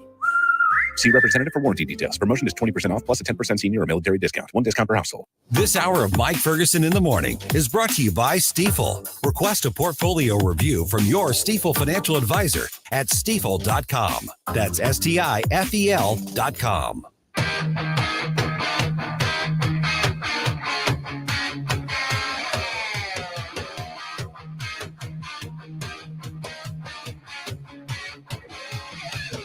Love the music you hear on the morning show? Check out Mike's morning music playlist at newstalkstl.com. Wake up, America. It all worked out. They got all the news. The morning news dump. All right, what's next for a local left-wing rag now that the RFT has been sold? We'll give you the basic details here in just a second. But then a little bit later on, it's fascinating to me how the debate has gone with the Riverfront Times. Yeah. Because people are saying, where are we going to get our journalism? But it's so much bigger than that, because I'm telling you right now, there are actually some aspects of what they did that I actually respect. Yeah. Not now, I don't respect them as journalists. Right. But you respect the honesty. I respect the sincerity. So let's get to that here in just a little You bit. can be sincerely wrong, but at least you're sincere. Right. All right. We've now got the update on the teen girl who cracked another girl's skull. What's next in her legal situation? And let's not jinx anything, but I'm just going to, as I pointed out a little bit earlier, I'm going to casually point out that the Cardinals have won some baseball games lately. Yeah. A number of them. That's happened. Like in a group, but I'm not jinxing anything here. Easy. All right. 6:51 right now. Got Gabe here, and Quentin is in for Stell today. Okay, you're going to see this all over the national news later on today. A former advisor to Anthony Fauci testifying before Congress about some emails that revealed, then this is through the Freedom of Information Act and some other discovery type things, revealed that he attempted to delete emails regarding the origins of COVID-19 during the entire so-called pandemic and shutdown era. And as a matter of fact, he actually in one of his emails told somebody, I know how to make these emails disappear after the FOIA request comes in. Oh my gosh. He actually said that in an email and then was directing some people, contact me at my personal email address. By the way, that's illegal. Yeah, very.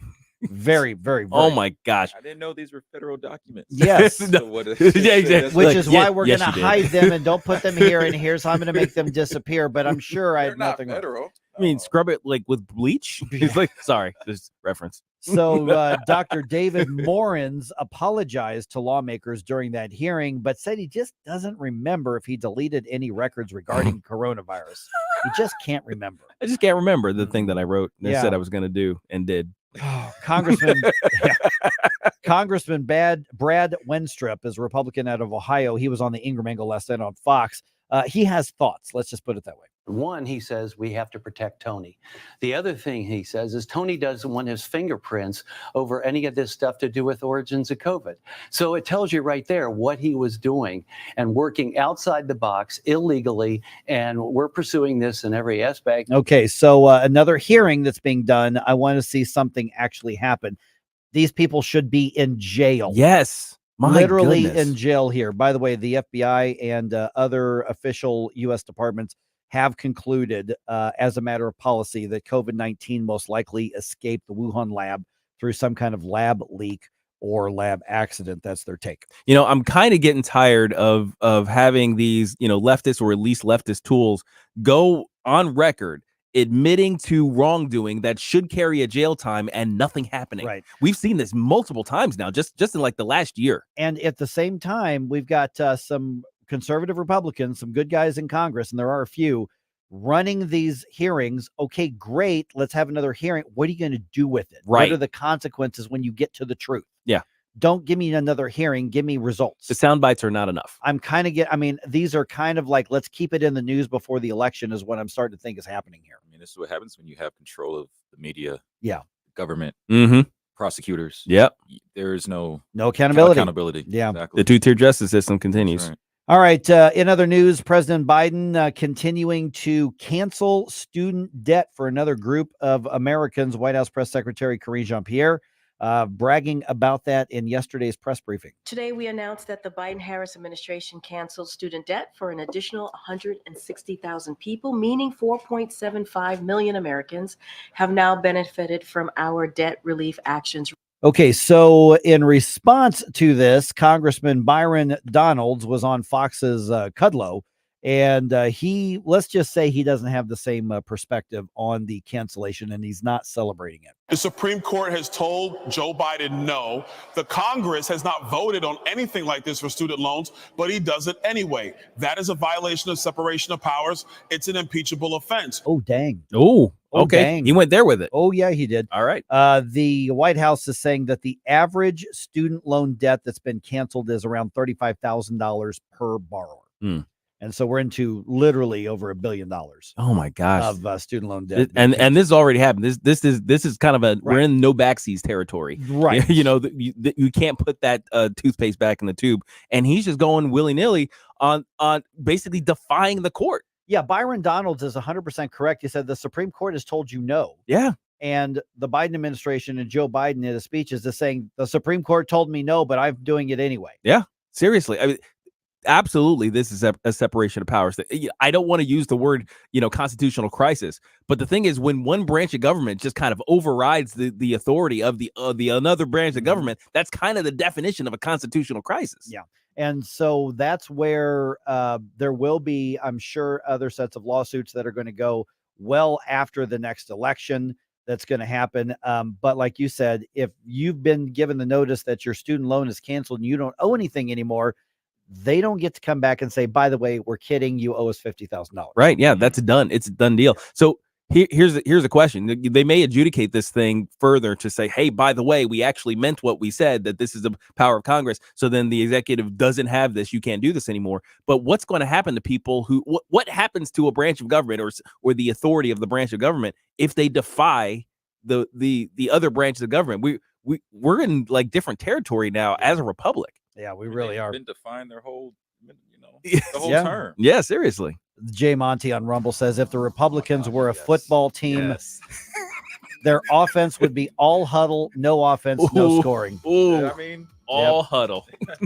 Cardinals wrapped up Tuesday's game that was suspended by rain by winning it 3-1. After that, they beat the Orioles in the second game of the day, the only full game of the day, winning that one 5-4. That gives the Cardinals the first series sweep of the season. Yay. Yeah.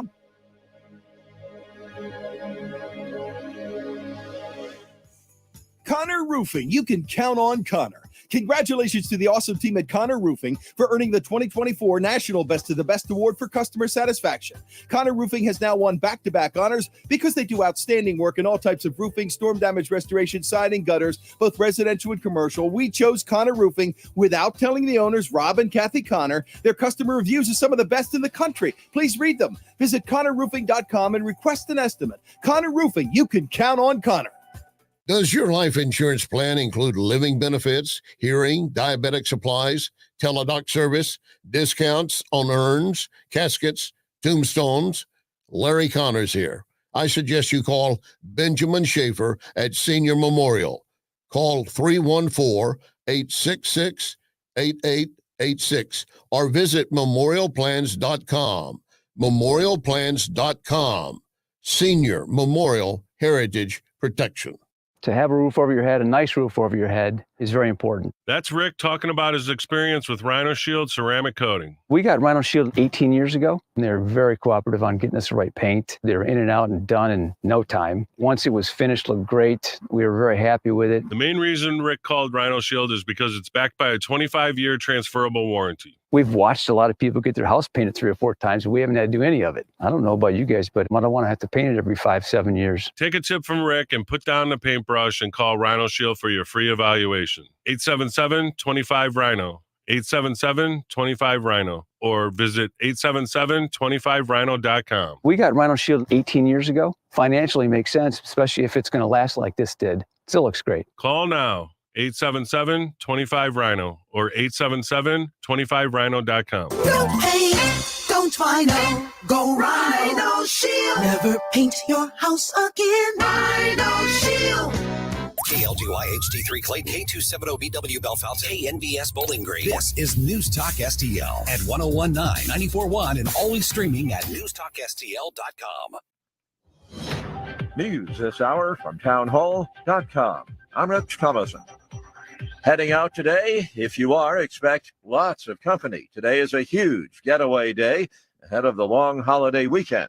AAA expects 38 million Americans to hit the roads, although air travel is also very popular right now. 3.5 million people is our projection for the Memorial Day weekend. So airports are going to be as packed as they've been. I mean, they'll be more packed than we've seen it in 20 years. AAA's Aixa Diaz says a lot of those travelers will be heading to Florida. It's among the most popular holiday destinations. Heavy weather that pounded central Texas peeled back part of the roof of a shopping mall. Neighbors Arkansas and Oklahoma also saw torrential rains, hail, and high winds. Today, a large swath of the country could experience fierce storms. 9 people died when a stage at a political rally in northern Mexico collapsed. Fierce winds blamed for that deadly accident. House Republicans calling more university chiefs to Capitol Hill today following the recent on-campus anti-Israel, anti-Semitic protests. Scheduled to testify today at a hearing by the House Committee on Education and the Workforce are heads of Northwestern University, Rutgers, and University of California, Los Angeles. Lawmakers want to hear about the concessions that schools gave to pro-Palestinian protesters to end demonstrations and clear their encampments on their campuses, as well as allegations of anti-Semitism. Tensions over the Israel-Hamas war have been high on campuses since the fall and spiked in recent weeks with some 3,000 arrests nationwide. Donna Horter, Washington. A Michigan farm worker diagnosed with bird flu is the second human case tied to an outbreak in dairy cows. That person has since recovered. On Wall Street, the Dow futures up 59 points. NASDAQ futures 201 points higher. More on these stories at townhall.com. If anyone with everyday aches and pains, I've got a question. What are you missing out on? Probably a lot. So let me tell you about Relief Factor. Relief Factor is a drug-free daily supplement that helps your body fight pain naturally. It doesn't just mask pain, it helps reduce or even eliminate it. In about 3 weeks, you'll discover what it's like to feel better. Go to relieffactor.com or call 1-800-4RELIEF and save on your first order. That's 1-800-4RELIEF. Seth Holhouse brings hope and insight as he fights against socialism and communism on the Man in America podcast, now available on the Salem Podcast Network. The role of the digital world in shaping our perception of the real world cannot be overlooked. It seems like all of these mechanisms are dividing us in endless ways. Subscribe to Man in America today on Apple, Spotify, Google, YouTube, Rumble, or at SalemPodcastNetwork.com. From the Michaels Flooring Outlet Weather Center. Early morning showers and storms move out today and make way for a quiet break for most of your Thursday. Will be partly cloudy, turning more humid, up to about 83 degrees this afternoon. Spotty showers and thunderstorms tonight, but lots of dry time in the mix as well, down to 69 for the low. And then tomorrow, Friday, right back into the action. Periods of rain, some on and off thunderstorms, severe weather once again on the table. Our primary concerns would be hail and some gusty winds. That's your first alert forecast. I'm meteorologist Matt Shane. This hour of News Talk STL is brought to you by Stifel, serving investors for over 130 years. Contact your Stifel financial advisor at stifel.com. That's STIFEL.com. 1949, the last time a Republican held the top post in St. Louis City. A gallon of milk was 84 cents, and streetcars ran down Grand Avenue. The city was booming. Unfortunately, St. Louis city streets are no longer the epicenter of family and business life. In the 80 years of Democrat control, our city has been on a steady decline. St. Louis City Republicans believe it is our duty to provide a different path forward. Learn more at stlouisrepublicans.com. Paid for by St. Louis City Republican Pat Curtis, Farber Treasurer. Feel the sizzling heat of summer savings at Seidenstricker Nobe Partners. Rev up your summer with 0% financing for 84 months with zero down on a John Deere compact tractor. You can purchase a 1 Series tractor for less than $10 a day. It's time to elevate your equipment game with a hardworking, versatile tractor. Don't let this sizzling hot deal on compact tractors slip away. Seidenstricker Nobe, your partner for the land. Offer valid through 7/31/2024. Some restrictions apply. See dealer for details. This hour of Mike Ferguson in the Morning brought to you by Window World. Simply the best for less. 314-993-1800 or visit windowworld.com. Mike Ferguson. You play ball like a girl! Gabe Pfeiffer. I triple dog dare you! Get up! Get up! Can't you hear the alarm? Get up, St. Louis. So it's time to get out of bed. Pour yourself the greatest cup of Kofifi the world has ever seen. Rise up with one voice, drain the swamp, and take back our country. Today's the day we're going to do it, and it's time to do it right now, believe me. Mike Ferguson in the Morning on News Talk STL. I feel a little hurt right now, Gabe. Why is that? Because Quentin, filling in for Stell today. Yeah. And we do the Kofifi dance. Yeah, yeah. If you're watching on video. And I said, you said you don't have a cool coffee mug like we do. Yeah. And I said, but do you have cool dance moves? And his answer was, well, not for this. Oh, man. I didn't mean it like that. Well, he saves those for his girl, man. There you so, right. that's how that works. Oh, good Lord. Good night. One. All right. Okay, still ahead here. The fight between teenagers that caught the attention of the entire country now has an update in this. And 7:20, I want to get your thoughts on this because the judges ruled that the girl who cracked the other girl's skull will not be tried as an adult. Of course, this has divided St. Louis to a very large degree, but there are also other aspects of this that are so unusual in that we know the names and they're widely reported the names of the juveniles involved because both of the families went public with them in order to get money. Yeah. In order to get donations, and it's complicated things and actually trying to get justice. So 7:20, I'll give you the updates and let's go from there. 7:06 right now. I'm Mike Ferguson. Got Gabe here. Quentin is in for Stell today. There's a lot of reasons that people want to choose something other than a public school. Yes. It could be poor academics. It could be just a matter of values and could be a matter of your religious faith. Could also be just a matter of safety. And what we're seeing in some areas around the country is that the public schools are putting, to some degree, some ideological values, if you will, over the actual safety of students. And in fact, we're seeing that in the Chicago Public School District, which kind of, unfortunately, is often looked at as kind of a litmus for other parts of the upper Midwest. And we're joined now by Daryl Jones from our friends at the Herzog Foundation. And Daryl, if I'm reading this right here, the school resource officers, the police officers in the schools, they could be replaced in the Chicago public schools, which are, by everybody's agreement, some of the most dangerous public schools and violent public schools in the entire country. What in the world's going on with this? Well, that's exactly right. And really, Mike, the only correction I would make is the fact is that is the plan right now, unless something changes the plan. So the Chicago public schools have already, the school board has already voted to replace, school resource officers with a new safety plan. And the question has become not simply from concerned families, but really from the state legislature that's saying, wait a minute, this is not a good plan. This is not a safe plan. The school board touts that, the plan will cover physical safety, emotional safety, relational trust, and that will drive down crime and safety issues by developing a holistic, safe environment. But it's really coming under question, certainly by the school resource organization, the police departments, and now the state legislators questioning the validity of that kind of a plan.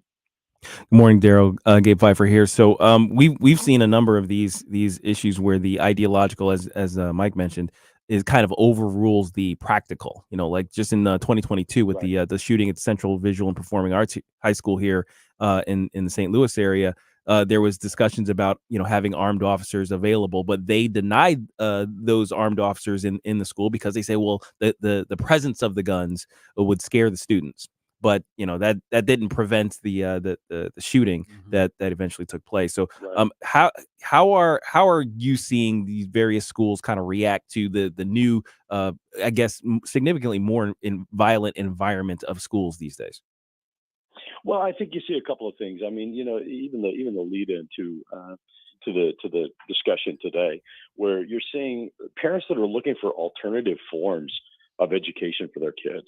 They're looking for an environment where they believe their kids are safe, where bullying isn't an everyday occurrence, and many of them are choosing private schools, and we're seeing just an incredible growth in Christian schools across the country, as well as homeschool options, where parents are pretty sure that in homeschooling the kids are going to be safe. No, I've heard a number of people kind of discuss the public school to prison pipeline and discussed how public schools seem to operate very much like prisons, and they seem to just be training for it. Do you think that sort of criticism is fair? I don't know that it's fair. I mean, you've got lots of children in a building, and you're trying to bring some kind of order. I mean, whether that's a scout troop, whether that's a school, whether it's a prison, there has to be some kind of order. I mean, I think that's reasonable. The concern is the out of order and the number of issues that are happening with bullying and with safety issues that are very real issues that are documentable across the country that parents have regarding education. And this Chicago school, public school plan is certainly coming under fire and coming in question by other leaders within the state. We're talking with Daryl Jones from the Herzog Foundation. Now, let me switch gears just a little bit. One of the criticisms that particularly homeschoolers get is, well, there's not as many extracurricular activities. You can't do theater. You can't do sports. What about their socialization? What about their socialization? Now, Right. I will tell you that when my kids went to a Christian school, there was a homeschool team that was part of the schedule that they went and played. So so that happens. But apparently there's one kid who's an up and coming athlete who's a homeschool kid, and homeschool success is not just for spelling bees anymore, apparently, because this kid is looking at possibly becoming an Olympian, and he's not, or is it he or she? He is not going through the public school athletic process to this. He's a homeschool kid. So what are those types of opportunities? Like in this case, it's 14-year-old. I just had his name a second ago. Sean Reith. Yeah. And so he's making a name for himself running track. And a lot of people are looking at him saying, wow, 14 years old, he's kind of a prodigy on that, but he's doing it outside of the traditional system. Talk about the opportunities that a lot of people may not realize are out there when it comes to sports or other things. Oh, my goodness. Absolutely. Well, again, when you consider home education, you're talking about parents that are responsible for the growth and the development and the well-being and the well-rounded character of their children. And who is going to more passionately be involved in that than a parent? And here you find this fantastic story that we wrote about in The Lion, readlion.com, where we talk about what's going on all across the country in K-12 education. But this story about Sean, a middle schooler who a middle school homeschooler who just won the New Balance National Indoor Track Meet in Boston, for crying out loud. And at one point, his parents invited him, "Hey, do you want to join the public school middle school track team?" And he said, "Why? I mean, I'm getting faster. I'm placing. I'm doing everything that I really want to do." And he really felt like, based on past experiences, that if he were a part of a public track meet, that it would really stunt his growth in his ability to continue to run and move forward. Home education is not what it was 30 years ago. It is viable education, and it's statistically proven in that at this point, where there's this interesting exodus from public education right now across the country, 2-to-1 families are going the homeschool route for the accessibility, But also, if you want the very best out of a child, no system can compete with what home education provides. I'm currently in Florida, getting ready to step into a Florida homeschool conference. There are 14,000 families here, 14,000 at a homeschool conference. When you're looking at, one person told me, home education by design is not unified. For example, you may have 3 children in your home, but this child learns this way. This child learns this way, and this child learns a different way. Home education is able to tailor the education and the teaching of the child based on the abilities and the way that the child learns. No system can compete with that.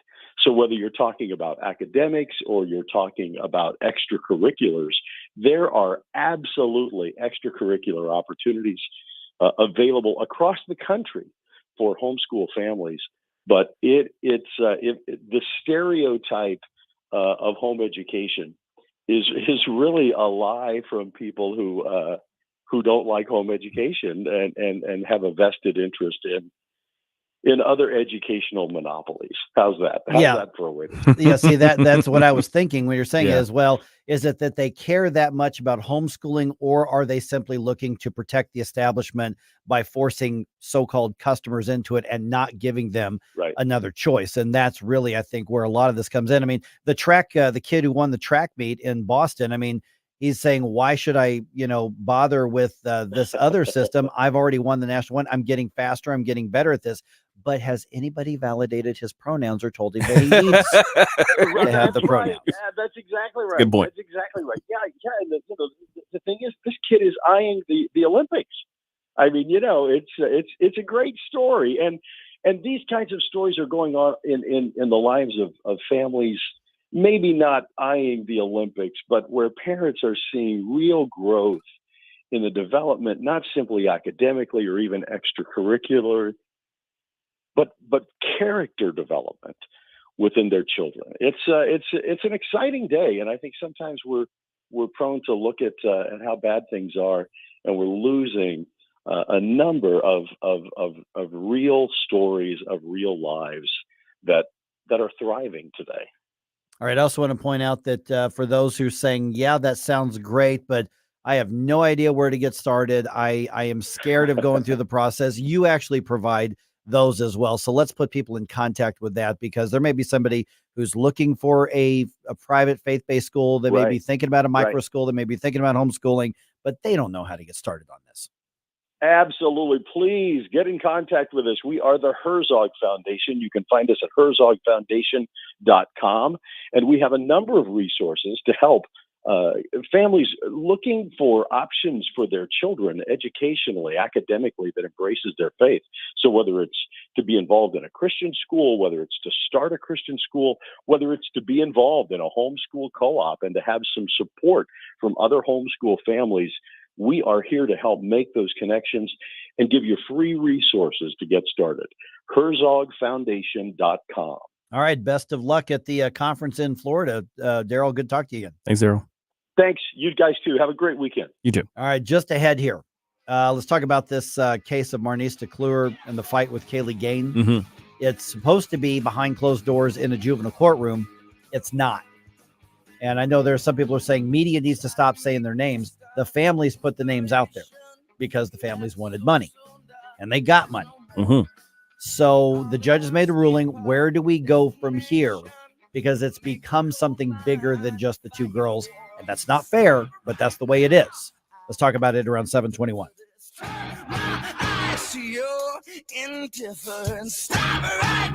This is News Talk STL at 1019, 94.1, 99.1 HD3 and newstalkstl.com. Columbo and Katie. Is change on the horizon in the Republican Party in Missouri after a frustrating end to the legislative session? We'll talk about it Thursday with Rep. Justin Sparks at 2:20. Then Dr. Randy Tobler joins us at 3:05.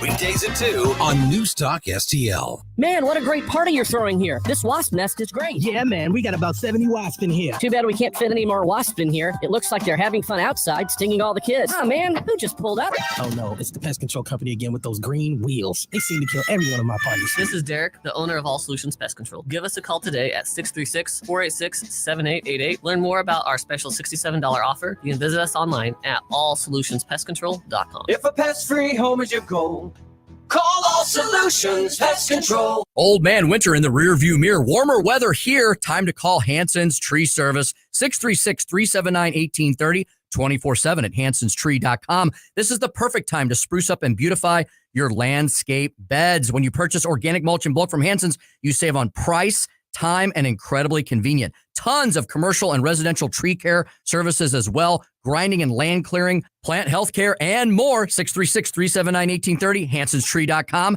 hansonstree.com. Columbo and Katie. Bernie Sanders trying to make the case for the 32-hour work week. He doesn't want rich people to be rich. In his utopia, everybody makes $1 million to not work. He was coherent. He was. The president is not. The lights are on in Bernie's house. It's just that they're all kerosene gas lamps from 1922. But they're on. Tony Columbo, Katie Fitzpatrick. Weekdays at 2 on News Talk STL. I'm Dr. TJ, owner of the Institute of Natural Health, co-owner of Optimal Nutraceuticals, and the host of Wellness 101. Wellness 101 is designed to cut through the nonsense and provide you common sense, science-based information regarding health and wellness. On the show, we discuss topics like thyroid health, gut health, hormone optimization, and many others. Our show airs Saturdays at 10 a.m. and 2 p.m. and Sundays at 11 a.m. and 3 p.m. right here on News Talk STL. For more information, visit us at inhstl.com. That's inhstl.com. St. Louis's place to talk. Freedom of speech is one of the anchors of our society. News Talk STL.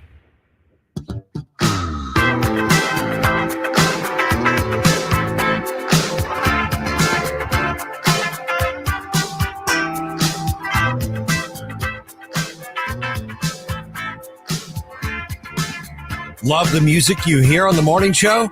Check out Mike's morning music playlist at newstalkstl.com. All right, Marnice DeClue will be tried as a juvenile, not tried as an adult. And this, of course, is related to the charges connected to that fight that she had with Kaylee Gain that left Kaylee Gain in the hospital with severe brain damage. I mean, relearning how to speak and, relearning how to do motor functions and things like that. Okay, is that the right decision is one. But two, this is so complicated now because we all know these underage girls' names. Yeah. We know the juveniles' names. Yeah. This has become a different sort of media story than typically, it would be. We're not supposed to know their names. Right. But we do. All right. So we'll get to that here in just a moment. And at 7:35, you probably heard the news. Maybe you've heard the news. Maybe you haven't. Riverfront Times is going away. Yeah. Yeah, the entity has been sold. Everybody who works there has been laid off or worked there has been laid off. So the RFT is no more in St. Louis. And among the mainstream media, they're kind of lamenting, oh, my goodness, look at this voice of journalism that's gone now. Really? Where am I going to get the kindling to start my barbecue? I mean, they help get the coals off. You got the little chimney smoke. There were some things I appreciated about the RFT, but let's talk about that right around 7:35 or so. It was free and everything. Yeah, 7:23. Got Gabe here, and Quentin is in for Stell Day. All right, before we talk about what's happening with this juvenile court case here, looks like who we got here? Eric, you got a minute for you here. You said you got some thoughts on something we were talking about yesterday, which was the whole Mar-a-Lago warrant thing that's going on. What's up? Yeah, exactly. I just wanted to talk about that. Kudos to MAGA World on that. Can they make a bigger deal out of a nothing story? How pathetic is it that they took something that's standard on every FBI search and made it seem like, oh, they were trying to assassinate President Trump? So ridiculous. Well, and we actually talked. Yeah, Eric, I don't know if you were listening to the show yesterday here, but that's actually that was our point. I probably got myself in trouble because I said there's a lot of conservative media that are making this sound like they had a game plan to assassinate bad orange man, and that's just not what it was. Yeah. Redstate.com, actually one of the best conservative sites in the country laid it out very clearly, Mm-hmm. saying that, you can debate what you want about the whole raid and the confiscation and all that, whether that should happen. But the idea that the reporting is that they went in guns a-blazing hoping to shoot Donald Trump's just nonsense. Yeah, but why would MAGA even care about that? They're so great, Trump all the way down. They're so great at promoting BS and whining and complaining and making nonsense stories. It was a golden opportunity for them. Well, I mean, MAGA's based on Donald Trump. I mean, I'm not the biggest Donald Trump fan out there. I just kind of call balls and strikes. When he's right, he's right. When he's wrong, and that's how I look at it. The bottom line is, Eric, what you're referring to is the tribalism of our society right now. Tribalism in politics, tribalism in government, tribalism in culture, and when you attack one person, I think I mentioned this yesterday too, there's a lot of people who feel personally attacked when something happens or goes after Donald Trump. The left is as tribal as the right is. It's just they're very colorful right now. Well, and they have more media outlets to do it on the left. So yeah. All right, Eric, I'm going to get to this other story here, man. Thanks for just pointing out that, man, you don't have to agree with us to be on the show, man. So thanks, sir. Thanks for being on the program here. All right, 7:25. So we got a few minutes to talk about this story here, and that is Marnista Clue. And here's the thing. I've been in media for almost 30 years, 28 years, 29 years, something like that. And I know because I started when I was 10. I'm just saying. 10. Let's go with that. Yes. I don't think I've ever openly talked about the I don't think I've ever talked about the names of those involved in juvenile crimes. Yeah. Unless they were certified as an adult. Right. It was after the adjudication happened, and then we would know the names. Yeah. So here's what we've got here is that with Marnista Clue, and I guess let's just talk about the girls the way that people are talking about out there. Marnista Clue is the black girl. Kaylee Gain is the white girl. Right. Kaylee Gain got her head split open. Marnista Clue was arrested and charged with, the variety of charges with that. What that video that went viral does not show is why they were fighting or who started the fight. And it doesn't show that Kaylee Gain was suspended from Hazelwood East High School for fighting with another girl in the days prior to this. So that clip doesn't show the whole story. Right.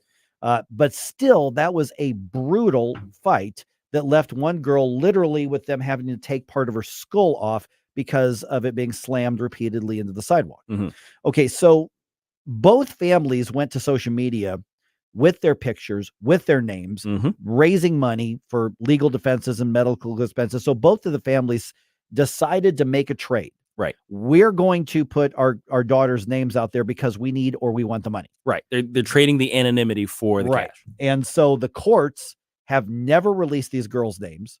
They've said, we're going to try her as a juvenile, but we're using initials, we're using code names the way that they are supposed to do. That's standard operating procedure for juvenile court. Got to be frustrating for the judge in the case. Oh, because sure. He's of the people allowed in. They're not using names, they're not doing that, but everybody in the world knows who we're talking about because of the families. Right. I don't have an ethical problem saying their names because the families told us their names on this. So she's going to be tried as a juvenile. Right. The judge decided this. Right decision, wrong decision based on what we know, which admittedly is not everything. Yeah, no idea. And I'm wondering what the listeners think about this. So, jump in on Rumble, jump on Facebook, at us on Twitter. Just let us know what you think. Do you think that's a right decision, wrong decision? I know we don't have basically almost any information relative to how much I imagine the judge got, but from what we know, what do you think should have happened here? Right. Yeah. 314-912-1019. Give us your thoughts on that. Here's the thing that I think the more that we learn about this, the more that it's a tragedy across the board. Okay. The whole point of a juvenile justice system is that this kid did something criminal, assuming she's convicted. And then she pays a price and then gets to start her adult life with a clean slate, so to speak. Right. Now, sometimes that can go up to 21 or 25 or something like that, but it's not, you don't get sentenced to life in prison if you're being tried as a juvenile. You're not sentenced to 30 years in prison if you're being tried as a juvenile. Right. They're making a separation. Much lower limits. Right. But there was a big push to get her tried as an adult. That's not going to happen now. The judge said, among other things, she doesn't have a criminal record, meaning Marnice DeClure. She doesn't have one. The family and the lawyers, they said, but she speaks all these languages. She's academically gifted, all this kind of stuff. That doesn't matter because what you're looking at are what are the actions and what are the history right there. So there's so much more that we don't know about this. But the fact that we do know their names is kind of an interesting wrinkle here, because it speaks to sort of a different world maybe that we're living in. Because back in the day, and we talked about this, even when we were talking about the story earlier, we wouldn't have heard about a fight between high school girls at a national level. This wouldn't be this big of a story, this big of a discussion, except that first of all, people had their phones out, so this is a video. And then the video went viral. Viral wasn't a thing, 20 years ago. And it became a national story also because of everybody's desire to have, to highlight racial animus wherever it rears its ugly head. And we don't know that racial animus had anything to do with the confrontation. No idea. So, but that's the story that they ran with. That's the video proliferation. Just it happened. So now we're in this new world. And you as a parent, let's say this is your kid, your dumb kid who got in a fight, people, good parents can have dumb kids, their kids do dumb things, by the way. I just want to throw that out there. My parents did. Yeah, same. But so your kid does this, their face is in a video that has gone around the world 17 times. And everybody's seen it. They're making their judgments. Everybody's talking about stuff. And you're now facing either a criminal defense that you have to put up for, or massive medical bills. What do you do in that situation? Do you go forward? Do you say, okay, I need a GoFundMe, or I'm gonna have to mortgage the house, or we're already to the hilt. We can't sustain any more of these medical bills. Do you go for a GoFundMe, even though it does remove that anonymity that your kid would have enjoyed in a juvenile case? Right. Yeah. All right. 314-912-1019. Got some thoughts on this. Eric's call really getting people worked up in the Rumble chat box in particular. All right. You guys are watching Facebook and stuff. I don't know what's happening there, but Rumble, it's really happening there. So we want to get on that. We got that going on kind of parallel here. Also, the Riverfront Times is going under. They've been sold. Everybody who works there has been laid off. The RFT is not a source of information that I respected. No. But there were things about them that I actually respected, which may surprise you, not because I agreed or thought much of their work, but at least they were honest about where they were coming from on things. All right. We got a lot going on here, right here at 1019-94.1 News Talk STL.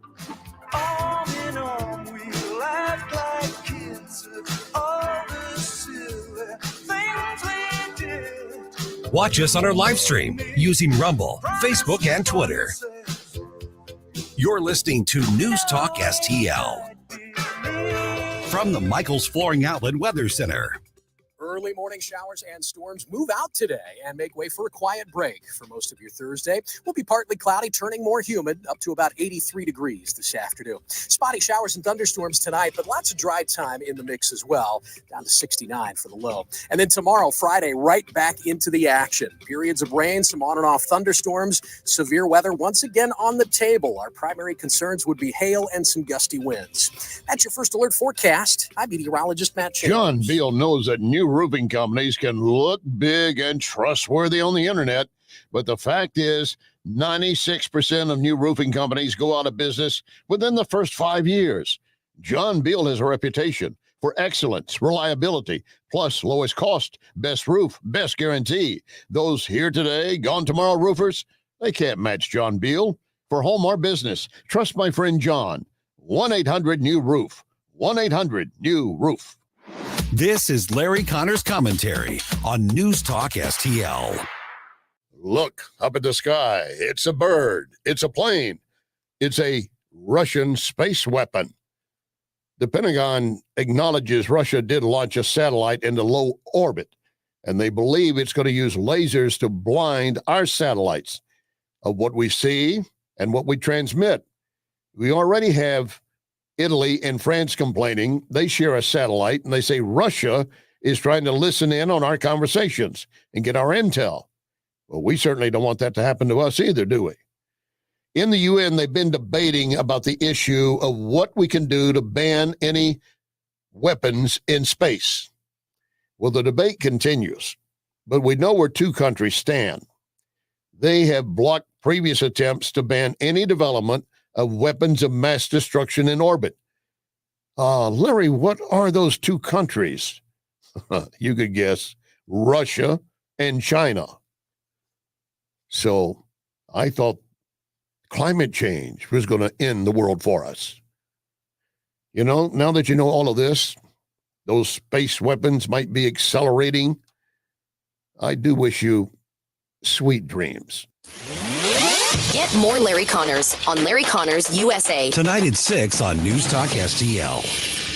Hi, I'm Rodney Wallner. And I'm Jen Wallner with the Wallner Home Selling Team at Berkshire Hathaway. Hey, Jen, how do you sell your home for top dollar? That's easy. Call the Wallner Home Selling Team at 314-810-SOLD. What if I want a flexible commission plan? Call the Wallner Home Selling Team at 314-810-SOLD. What's the best time to sell your home? Right now, call the Wallner Home Selling Team at 314-810-SOLD. For all your real estate needs, call the Wallner Home Selling Team at 314-810-SOLD. That's 314-810-SOLD. News Talk STL is proud to have Doug Voss of Safe Money Radio as part of our lineup each week. Doug has been a staple on St. Louis radio for many years as one of the leading financial experts in the area. Doug and Safe Money Radio is on 3 times every weekend, but in case you miss anything, you can check it all out at DougVossSafeMoneyRadio.com or call 844-676-SAFE. That's 844-676-7233. Doug Voss is a registered representative. Securities offered through DHL Securities, LLLP. Member FINRA and SIPC. Here's your chance to help build our community while building your career. This is Officer Jacob Boomgarden with the Springfield, Missouri Police Department. Becoming a police officer is one of the best decisions I've ever made. Every single day, I have a chance to impact someone's life in a positive way. When my shift ends, I know I've made a difference. And you can too. Our next training academy starts soon. Get more information at gospd.com. That's gospd.com. Brought to you by the Springfield, Missouri Police Department. If you have a phone, you have a radio. Wherever I'm at, home, car, wherever. Download the News Talk STL app. If you have a phone, you have a radio. Just the convenience on the phone. Streaming live on the mobile app. Love the News Talk STL app. And listen anytime. Everywhere. Anywhere.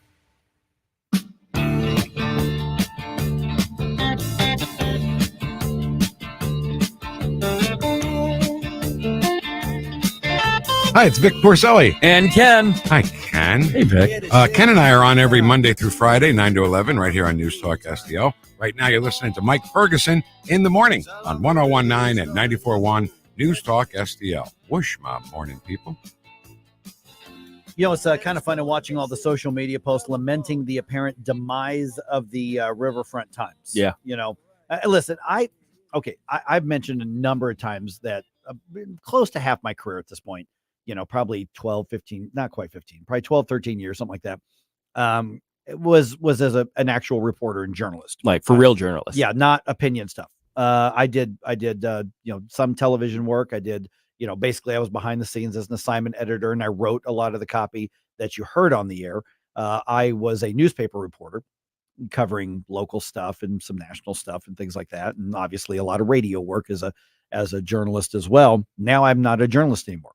I don't try to pretend that I'm a journalist. I don't present myself as a journalist. I try to bring you the facts and then I say, here's my opinion of them. But the idea that you're just going to get straight journalism anymore, especially here in St. Louis, it's kind of interesting to me that there are still people who make that claim. Mm-hmm. It just doesn't exist. It doesn't happen. The Riverfront Times announced yesterday that it's been sold and every member of their staff has been laid off. Everybody got the pink slip. Some of them might end up being able to go to work for a sister publication, Sauce or some of those others. A lot of what happens in those things is, you get fired, but it's like, hey, but we have an opportunity for you at another part of the organization, blah, blah, blah. Sometimes that happens. By the way, it doesn't pay as much. Yeah. That kind of stuff. Yeah. You got to share office space on the floor. Yeah. So the RFT now ends a 46-year run. Wow. And I just find it interesting that there are so many people saying, well, this was such an important voice of journalism in St. Louis. No, it wasn't. Listen, I'm not saying they didn't break stories. Yeah. They did. They occasionally did actually investigative. I mean, Right. I guess tepidly you can kind of call it journalism, but Right. but it's just they did an investigation and found out information. You know, Right. That occasionally happened. Yeah, exactly. So they, here's what somebody may be surprised to hear. There were things I respected about the RFT. Okay. The fact that they came at it and just said, we're not being objective. This is our viewpoint. They're a left wing. We have a left wing audience. We hate the people with R in front of their name. We hate the conservatives. I actually was going to consider it kind of a badge of, we've made it with this little startup that we've got here at News Talk STL. Because remember, we're locally owned. Yeah. Is that if I could have become the public enemy number one to the RFT, oh yeah, then I would have really been proud of myself. That I'm like, ooh, look at this. Now I know that I'm on their radar, and now we outlasted them. Sadly, yeah. Well, not sadly. Yeah, we've outlasted them. So, but it's kind of funny because when I hear people like, this is such an important voice that it's gone now, and I'm thinking, what do you mean? Are there a lack of left-wing voices in St. Louis? Yeah, first of all, I'm going to challenge important. I'm going to challenge that Yeah. that idea, like that's an important voice. And second, I'm going to challenge the idea that we don't have similar voices elsewhere. I mean, on a national level, nationally funded like NPR has basically the same views. Everybody over at NPR St. Louis has the same view as everybody who was over at the Riverfront Times. Right. Yeah. And, there are some people who came to that NPR station from legitimate journalism backgrounds. Joe Mayonnaise wrote for the Post-Dispatch for a long time. And, I've known Joe over the years. I haven't talked to her since she retired. It's been quite a while, but she brought a journalism background to that. But for instance, the last time that I saw that radio station had an ad out for a journalist, using air quotes, yeah. They made it very, very clear that they would consider anybody who was not a straight white Christian male. Oh, okay. They're like, we're looking for diverse viewpoints. Oh, so that could have been race and ethnicity, that could have been sexuality, it could have been gender, it could have been any of those things. But they made it very clear you needed to check a box. Okay, so insert gross violation of the Civil Rights Act here. Well, yeah, but it's on the left, and it's the underrepresented victims. And, okay, all right. I'm sorry. A radio station or TV stations or radio stations have ways to try to get around those. Sidebar here. Yeah, we used to have what we called the trades. Yeah. In the business. I mean, there still are some trades for radio, but they were actual printed trades, and television and stations in particular would put out ads if your anchor, one of your co-anchors, was leaving or retiring or getting fired or whatever. They couldn't say they needed a female anchor. Right. You can't say that. That's illegal. So what you would say is, we're looking for a weeknight anchor for our primetime newscast to complement our male anchor. Or compliment our female anchor. Okay. So you could say that and get away with it, because they would still they would still take your resumes and stuff. Right. But the message was, we've got a chick, we need a dude. Yeah, exactly. We've got a dude, we need a chick. Right. Because if you notice, every news desk has one of each. Right. Yeah, for the most part. So there you go. Yeah, exactly. So, but that's how they would get around that. All right. So not to get too much on the NPR stuff, because there's a couple of people there that I've met over the years that seem like nice enough people. Right. That's fine. They just are not the journalists that they think that they are, or that they say that they are. And to argue, a matter of fact, the NPR station here in town, that's one of the articles I grabbed on the Riverfront Times, because nobody else is really covering it that much. Right. And they're really sad about it, so they're covering it a lot. Yeah, I mean, because they're looking at it as a credible source of journalism. Right. And that's not what I saw the RFT as. No. I saw the RFT as opinion writing. They did cover stories. They covered stories that other people would not cover. They had a very extremist left view of things, but they were honest about it. Yeah. So you give them credit for that. They hated some of the things that we value, and vice versa. Okay. But there should be room for anybody to be able to say what they want. The market just spoke and said, there's no more room for you here. Yeah. And they kind of, they managed to mismanage their way out of existence, because the thing is, print media was already on the way out. Yeah. Print media is in massive trouble all around the country, regardless of how big of a publication you are. New York Times had to reorganize and do all these things. They're the paper of record, right? But you have to make adjustments for the market. And while they were they were posting on Instagram and getting probably a decent following. Q was one of them. And they probably still will. And they probably It'll still just be run somebody from some corporate headquarters. They're probably and going to they'll keep that portion of it. aggregate stuff from other sources. Yep. So while they were doing that, though, they're continuing to diminish on the print side, which they were just giving away for free anyway. Like I said, so I mean, to be fair, it did really make good, kindling for my barbecue. Like seriously, because you're walking out with a bag of briquettes, and you're like, "How am I going to start this?" Oh, there's a Riverfront Times on my way out, and I just grab a handful. Well, the other part of it is the business model is very different. Yeah. You sell advertisements to support your business. That's what you do in media. Mm-hmm. And so there are only so many of those dollars to go around. And with the Riverfront Times, they were owned by different groups. Ray Hartman started them in like 1977. Of course, Ray ended up selling it a long time ago. Then he was on Donnybrook forever, and he still wrote for the Riverfront Times. Now he's actually running for Congress against Ann Wagner. Almost nobody's taken note of that, which doesn't speak well for his campaign. But he wants to be the Democratic nominee to run against Wagner in there. So with the Riverfront Times, I don't have a problem with a left-wing voice being in the market. If you can compete and you can have an audience and you can find supporters to do it, good for you. Then that means I need to get better at my voice to counter the opinions that you're putting out there, and let's have a debate. And that's the way that it should be. Yeah.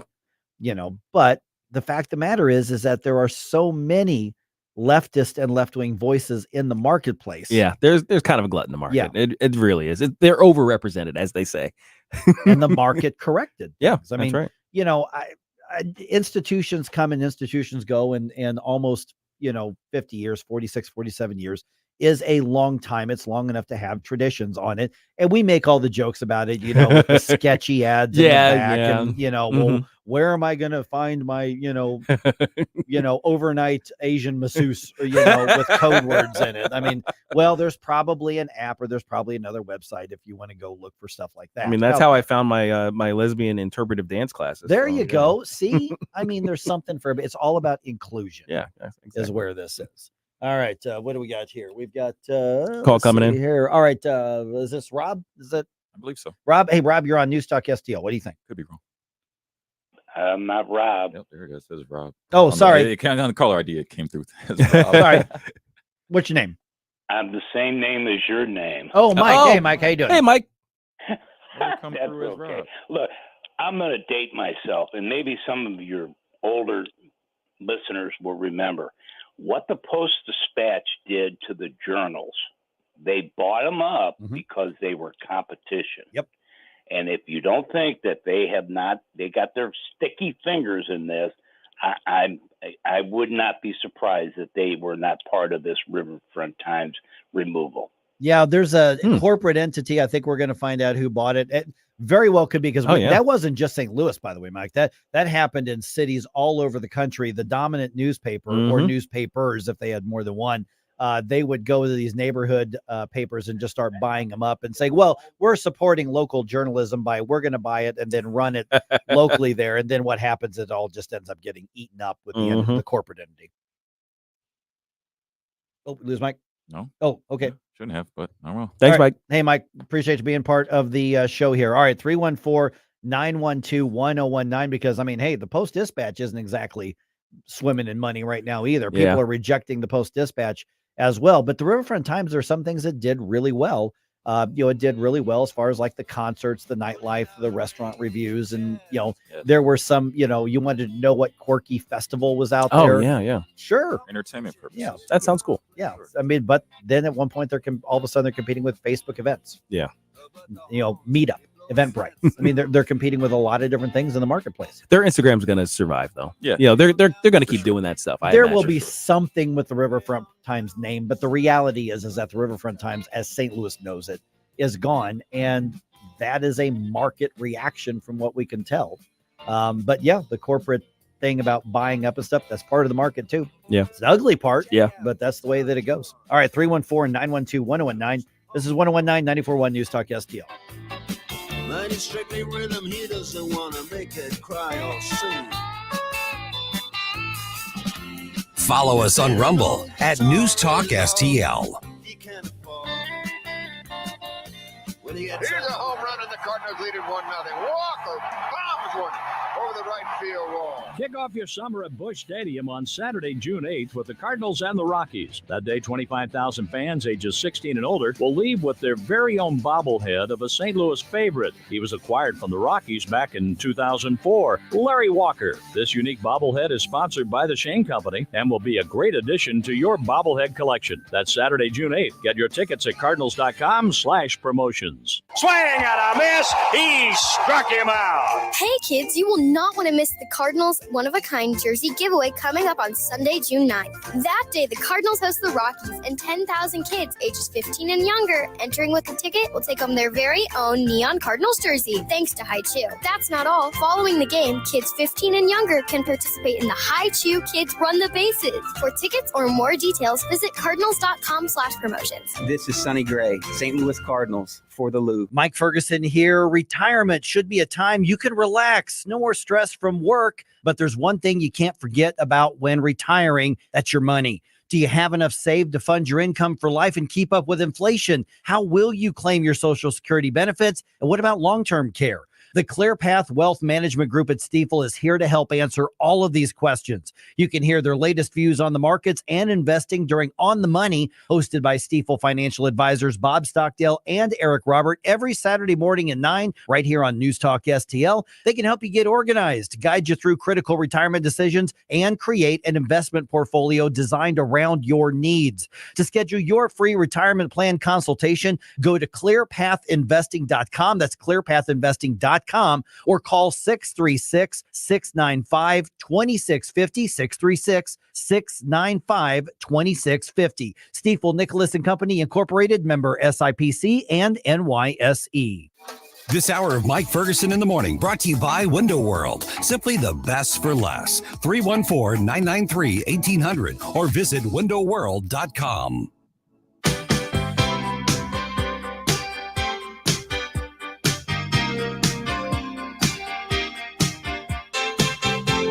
Mike Ferguson in the Morning. This is the show that starts my morning every day. Mike, Gabe, Stell, plus don't forget my program, Larry Connors USA, 6 to 8 p.m. Kind of along the lines of what Mike just said when he called in, Blues Nut says, wouldn't surprise me if the RFT turned into the Soros front time.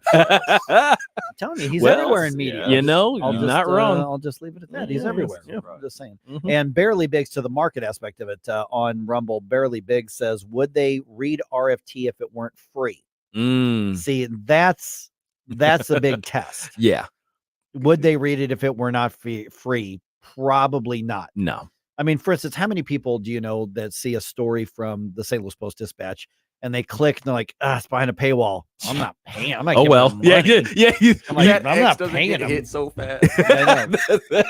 Yeah, where's the close? Where's the close button? Like, Just- no, get out of not here. doing that. Mhm. All right, 7:52. Mike Ferguson here. Got Gabe. Got his Quentin is in for Stell today. Okay, I found this thing. It's one of these surveys that YouGov did, Mhm. and sometimes I don't know why they do these surveys. It's like there's no real purpose in life for this, but apparently half birthdays are a thing now.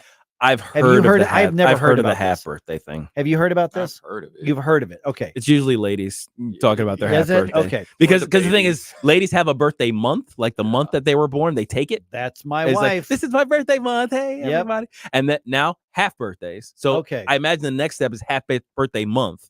So they will have 2 months of the year that celebrate them. My wife, her birthday is in June, Mhm. and she's renamed it Ray June. Ray 'cause it's June. Rachel's June. Hilarious. And her line of thinking is, well, I don't want to deny anybody the chance to take me out for coffee or lunch. And you can't fit everybody in on the actual birthday. So many busy schedules, right? So So it's Ray June. Ray June. So my wife, to my knowledge, does not do a half birthday. And To your knowledge. to my knowledge, Not yet. no. Maybe she hadn't had the idea. You're giving a wrong thing. I right know. now. So somebody did a survey here because there's a trend. 24% of Americans say, I would love to go to a half birthday party. Really? 23% say this is dumb. Okay. All Everybody right. else is basically going, What? in the world are you talking What? about? So half the population has an opinion on this. Okay, I'm gonna take a guess and just say half the country are just looking for excuses to go out and drink and eat cake. There it is. And it's like this is a legitimate excuse to go out and party because it's a half birthday, right? There you It's go. like, hey, it's a birthday, everybody. Hey, and you do the drink up. Yeah. Yeah. Well, what are some of the other reasons we could come up with? Let's just have a party today. It's like, I don't know. I washed my car today. Hey, clean car day. This survey was 14,000 people strong. That was a big survey. That is a big sample. Somebody asked 14,000. It's a bigger people. sample than the political poll. The political polls. Exactly. Like 300 people in a political poll. Yeah, it affects the whole country. And you'll see a headline on Fox or on CNN. It's like, new survey reports that, this candidate has 8%. Well, who'd you ask? Carl. He was over in the line. He was in line with me at the the cashier checkout. Yeah, there were 10 people in line with me at QT, and I asked each one of them. Oh man. But yeah, I think you're right though. I think it's like just looking for an excuse, maybe not even just for the celebration, but another excuse to say, I want to be the center of attention. Oh, also that. Oh, absolutely that. I think more so it's probably people claiming it for themselves. It's like, oh, I would love to celebrate my half birthday. Right. Exactly. Yeah, bring me presents, by the way. I don't even have my birthday on my Facebook page. I mean, I don't list it. Right. Because I think one of the dumbest things that happened is the notifications. All the notifications. And I know some people bask in it, but this is just me. And if you disagree with me, I don't mean to hurt anybody's feelings on this, but people are so lazy now. They don't even send you a note or a card saying happy birthday, Gabe, or happy birthday, Q. It's just HBD. We can't even type it out. As you're rolling out of bed. Right. It's like, I got notifications. Oh, it's Sam's birthday. All right. No, HBD. HBD. Now I got to go to the bathroom. Yep. There you go. Or you send a GIF, that with the little fireworks or something. Well, at like, least that took a little bit of something. It's a three clicks. Exactly. That one took 3 clicks. Emoji. That's where we're at now, is that some people are looking for any reason to be the center of attention, and other people are saying, let's not even tell people I have a birthday. Yeah. We're in the extremes now. Yeah. I mean, we celebrate the craziest holidays just to go drink. Oh, yes. Yeah, absolutely. Blackout Friday. What's Blackout Friday? Right before Thanksgiving, where all the kids come. See? Yeah. It's not even It's new. It's new. Instead of drink. Black Friday, they celebrate Blackout Friday. So they drink so much that they black out on the Friday after Thanksgiving. Really? That's a thing. Yeah. It's becoming a thing. Yeah, That's what the kids say. Yeah. It's lit. Blackout Friday? Yeah. Was it Blackout Wednesday? The day before. I think it's Blackout Wednesday. Oh, Blackout Wednesday. So you're hungover and sick while your family's trying to gather. Yeah, great. So you got your sunglasses on as grandma's giving the prayer over the turkey. Yeah. You're hungover and you're sick. Here, have the stuffing and have all the Grandma, I already prayed. I prayed at the toilet while I was I was clutching the throne because it's cold and I need it. Again, the cabin out in the middle of nowhere, as I get older, sounded better and better. And better and better. People are every weird. day. Oh, good night. Happy birthday, Mark. It's not my. It's not your half birthday. No, mine's in December. Oh yeah. Wow. So is mine. So we have the same half birthday, and we can go and not celebrate it together. I will fight you for the month. Tony Colombo here for Cadre Asset Management. A cadre is defined as a small group of people specially trained for a particular purpose or profession, and that is the role that Cadre Asset Management can play in your financial journey. Learn more about how they can help secure your financial future by following Cadre Asset Management on Facebook, or just go to cadreassetmgmt.com. Cadre Asset Management is a Missouri-based independent advisory firm licensed under and securities and investment advisory services offered through Founders Financial Securities, LLC, a registered investment advisor, member FINRA SIPC. Paid for by Christian Care Ministry. Let's see, if something costs less, but people are happier with it, that sounds like something to look into, and that is MediShare. Maybe you've heard switching to MediShare to pay for healthcare can save many families up to $500 a month, and that is huge. But it's also true that people are way more satisfied after making the switch too. The member satisfaction rate for MediShare is double that of the typical health insurance plan.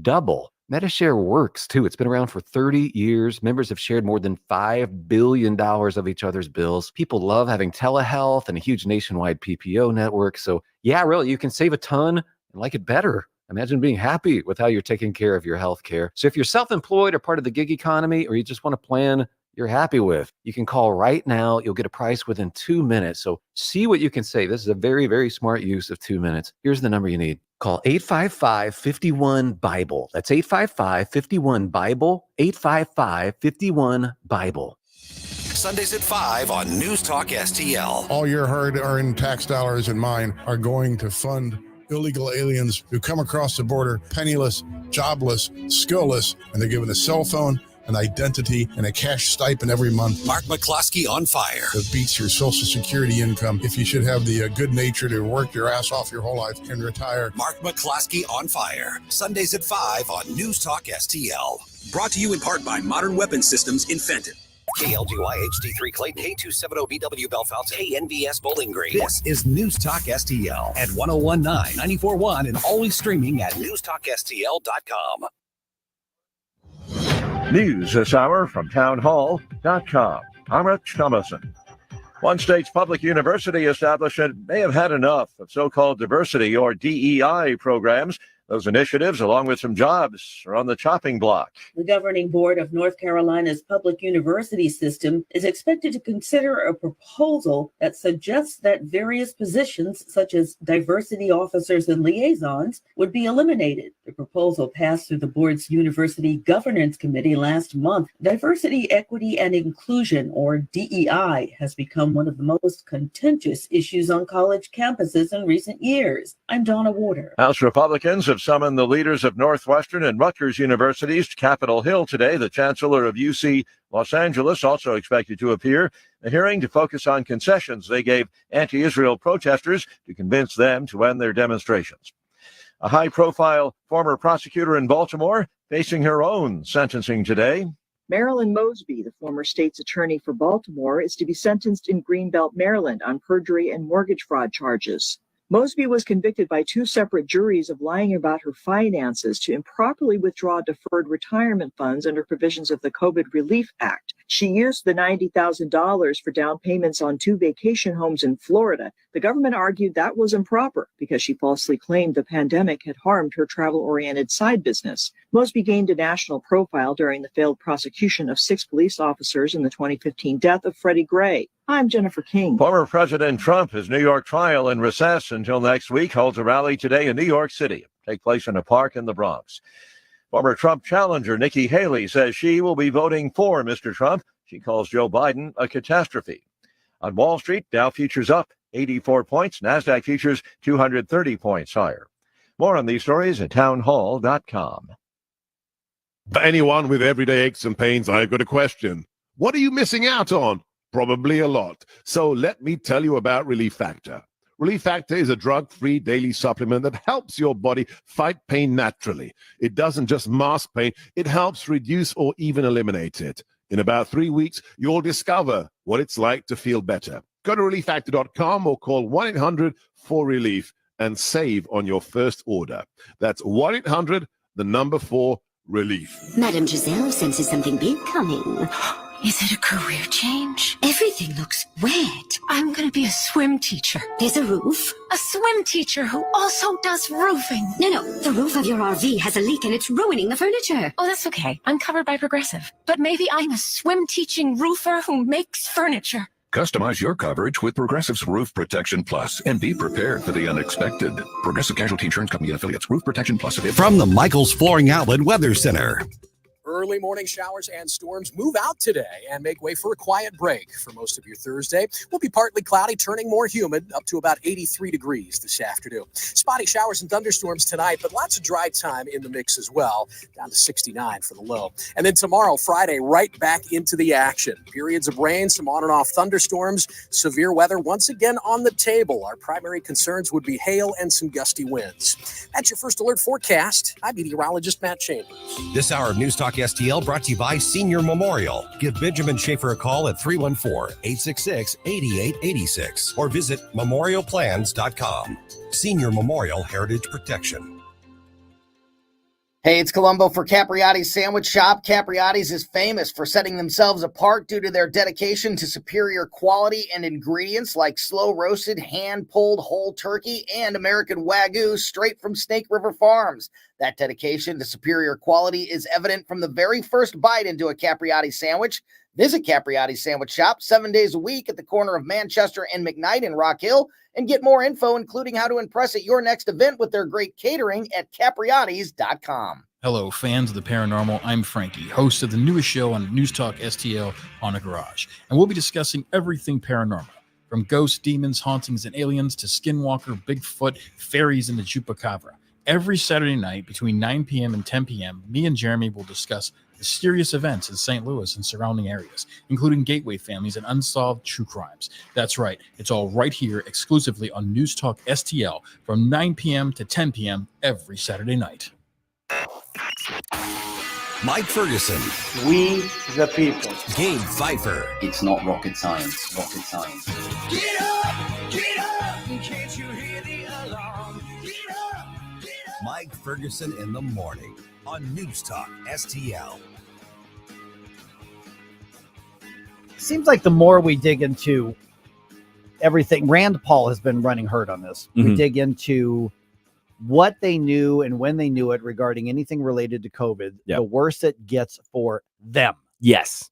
Yes. And the I'm other saying side. this is the time to be tribal here. We'll get to that absolutely. here in just a second here, because National Institute of Health, one of the lieutenants for Anthony Fauci, testifying and confirming that they were trying to hide information and misdirect people from it. Yeah. Remember the ministers of misinformation? You know, they're on there just shutting down people's websites, destroying, people's livelihoods on Twitter or Facebook or everywhere else, saying, hey, you're spreading misinformation by floating this theory that we know is true. Yeah, the grandma killer you, that you are daring to challenge the narrative that's happening out there. So let's get into that here in just a second. By the way, you all in the Rumble chat box, yo, wildin'. If you ain't there, where you at?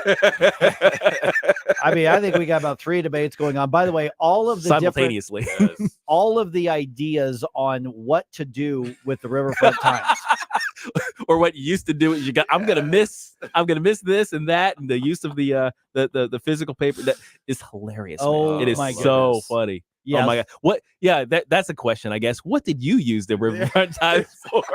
What are you going to miss about the Riverfront Times? And if you have an anonymous account, go ahead and admit it. Yeah. Just go ahead. I'll just say admit that. it. Just go ahead and admit it there. Oh my goodness. All right. So all right, here let's fly swatter. You just roll it up. Roll it up. This is good tight. That's a classic. Yeah. Yeah, that's you can't go wrong with that. Okay, there is a lieutenant, kind of not a military lieutenant, but an operative underling of Dr. Anthony Fauci at the National Institutes of Health, Dr. David Morens, and he testified before Congress yesterday because through Freedom of Information Act request and all this digging that many in Congress, Republicans in Congress, are doing right now, especially Rand Paul, who is not. Rand Paul's like a dog with a bone on this. He is not letting go. Yeah.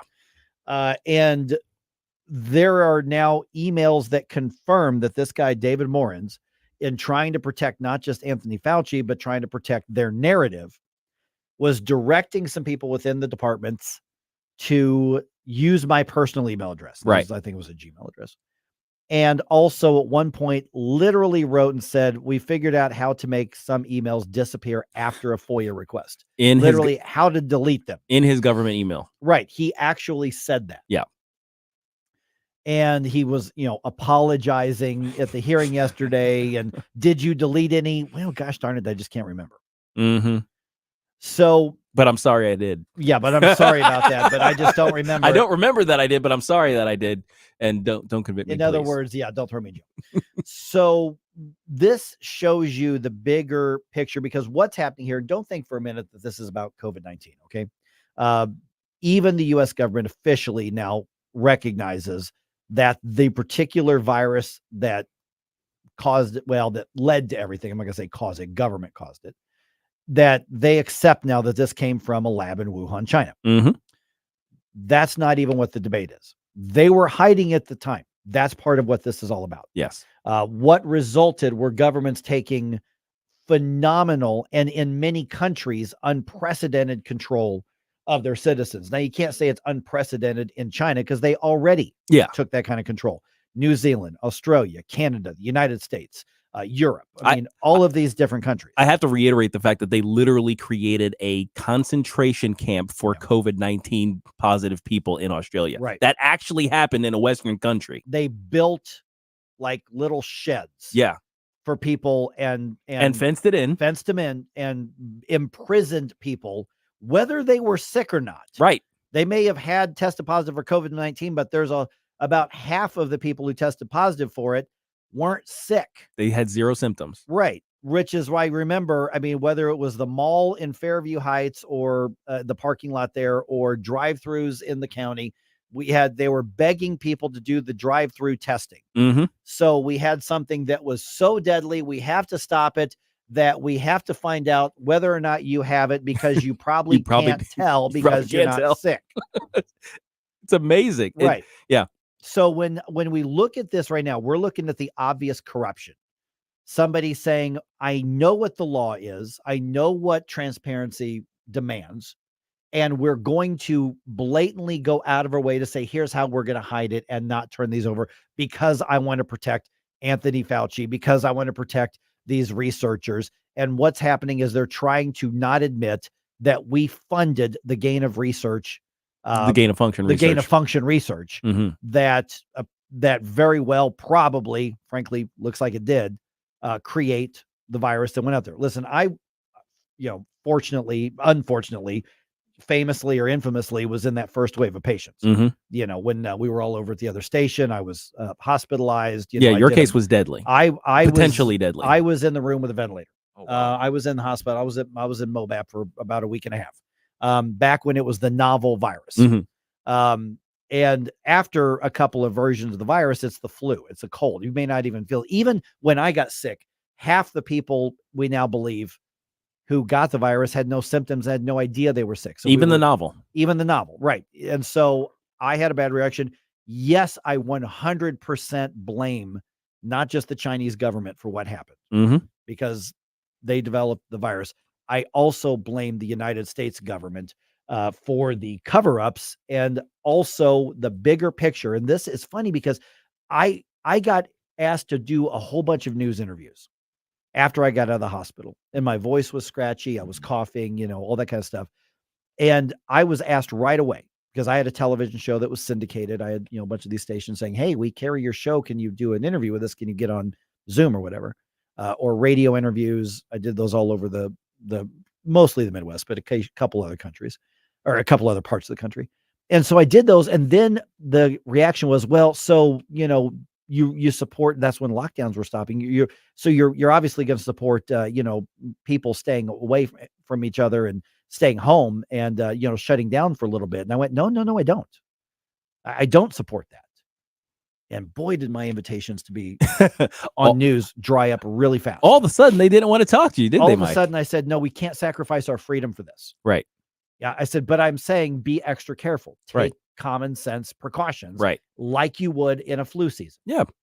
And that was my take. And suddenly I wasn't asked to be a guest. Mm-hmm. I mean, almost after about a week, it dried up very, very quickly. Oh, yeah. Well, once they got a whiff of the opinions you were expressing elsewhere, they were like, wait a second. That's not what we want. Yeah, you're not feeding our narrative. Correct. And nobody wanted to hear that perspective from somebody who had a little bit of cred. And so that's what we're seeing right now, is that this mindset goes back to the very beginning. That's why, and we talked about this with Carl Higbee from Newsmax yesterday. Mm-hmm. That's why we've got to make up our mind now that we are going to be ungovernable. Right. Because let's say the next time they say there's a big virus that's coming, and they keep trying that, by the way. Mm-hmm. They keep testing the waters with various viruses. Testing it, whether it's remember, we were supposed to have a bunch of variants of COVID by now that was going to kill us all. Oh, yeah. I know for a fact they were saving the Omega variant. They were saving Omega to name a new variant because they wanted that ahead of this coming election. I know for a fact that they were. Yep. I know that they were salivating. It's like, oh, when that variant comes in 2024, we're gonna call it Omega. And all this talk with Donald Trump gets elected. It's gonna be death to the democracy, Mhm. to their democracy. Yeah. This is when it all gets, Mhm. accountability is going to start coming out. Their control. There's zero accountability, like Oh, we were yeah. talking about earlier. Well, that's the thing is when people started pushing back, it wasn't because we wanted to go make out and spread a virus. Right. We said It's not we want our monkeypox. lives back, and we. Sorry. Nice. Oh no, he was ready. Monkeypox, monkeypox, oh monkey, monkey, monkey, monkeypox, monkeypox, oh monkey, monkey, monkey, monkeypox, monkeypox, oh monkey, monkey, monkey, monkeypox. It was I all did the about bass there. Yeah, it was all about control. Yeah, it was- is about That's control. what it was about. And When they keep people- testing us. Yeah, because when people started pushing back, originally it was this is illegal because we've issued an order. Well, it turns out the courts have said no, those orders were illegal, Mhm. and you can't do that again. Then it was trying to do the social shaming. There was the fear mongering, and people fell for that hook, line, and sinker. Oh yeah. And then it became tribal, and to some degree, it's still tribal. There are still people who say, "Well, I trust the people in the white coats and with the PhDs, not you." Right. He's like, you are you activist?" an epidemiologist? Right. Well, no, but I know how cold spread because I've had one or two. Yeah. And so when you see what's happening right now in this testimony by this Dr. Morins, apologizing for A cover up. acknowledging a cover up, Mhm. trying to stop short of saying something that would get him prosecuted. But it goes back to say that at no point was this ever about your health.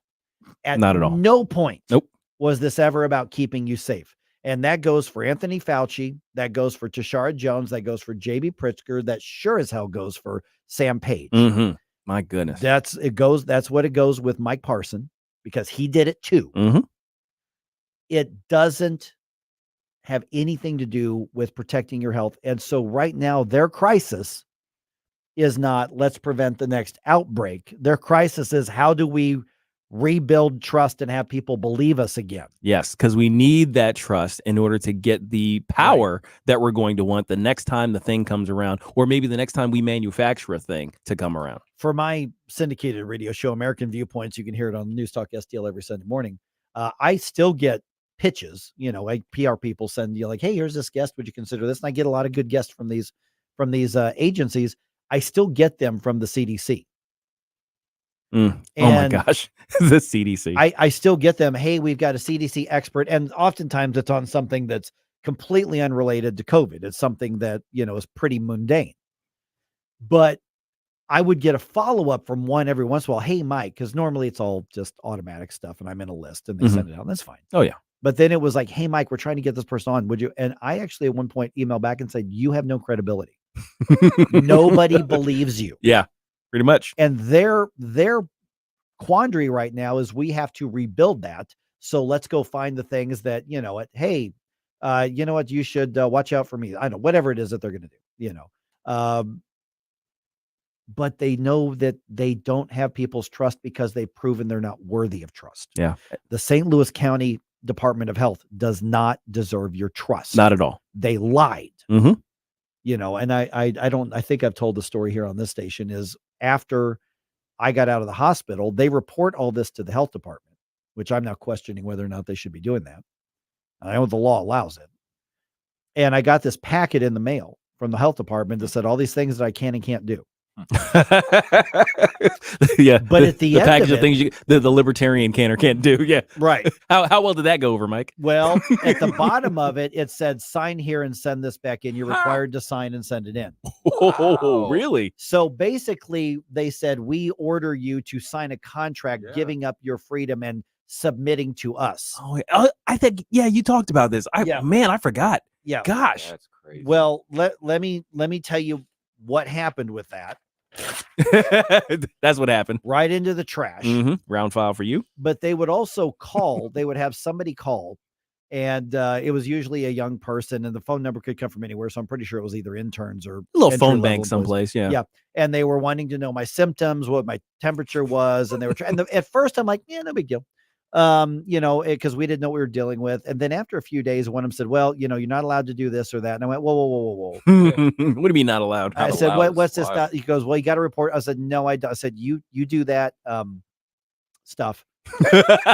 Again, I said, It's the stuff you can't say on the radio. Yeah, I said, I voluntarily cooperated with you people. Mhm. I said, but you don't think you actually have authority over me, do you? Oh yeah, we're the health department, and you are still in your period of quarantine, and after, and like, no. I said, I don't answer to you, Right. and I said, I'm not taking these calls anymore, and I didn't. It's none of your business. Mhm. That's right. And that's what we have to have right off the bat. But what we're going to deal with is an onslaught of, look at you people. You didn't learn anything from COVID, where all these people died, which very few actually died of the virus itself. Yeah.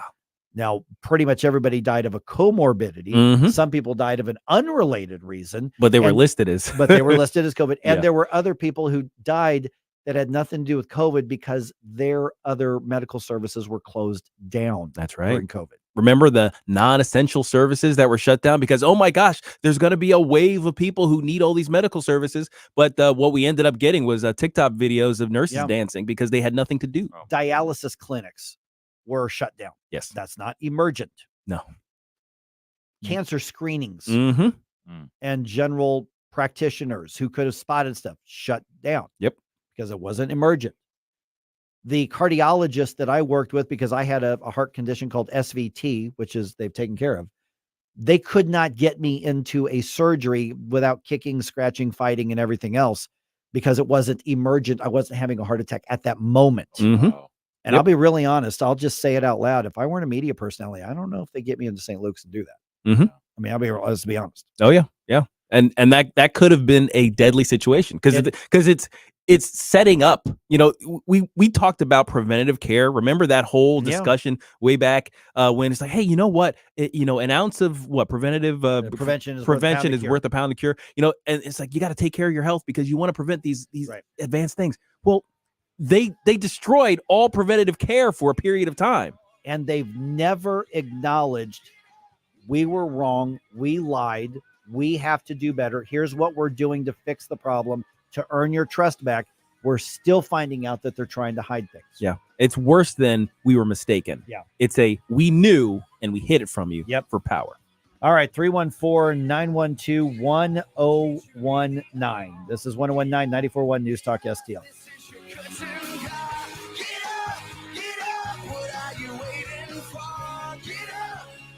Get up, St. Louis. It's Mike Ferguson in the morning. Number one for live and local Conservative talk. They always have great conversation. news, analysis, and opinion. Charlottesville was a little beat, and the hate wasn't the kind of hate that you have here. There's an anti-Semitic surge here that has terrible consequences. We will continue to protest. The crime that they are accusing President Trump of is falsification of business records. There are 34 of them alleged. There is an insufficient amount of evidence. 1019 and 94.1. St. Louis is number one for conservative talk. News Talk STL. All right, time to invest in your home. I mean, spring cleaning is probably done by now because we're looking at summertime right here. But one of the things you should do is look around your home and say, where can I increase the value? Where can I increase the performance? Where can I increase the security of my home? And a lot of people don't realize that your windows are a great place to do that. Mike Ferguson here from my friends at Window World. By the way, if you look at our social media, my next video from Window World, which goes into depth about their warranty, and I say in depth, it's literally like a minute-long video. But when they say they have a lifetime warranty on those windows, that means you buy it one time and you don't have to fix it again.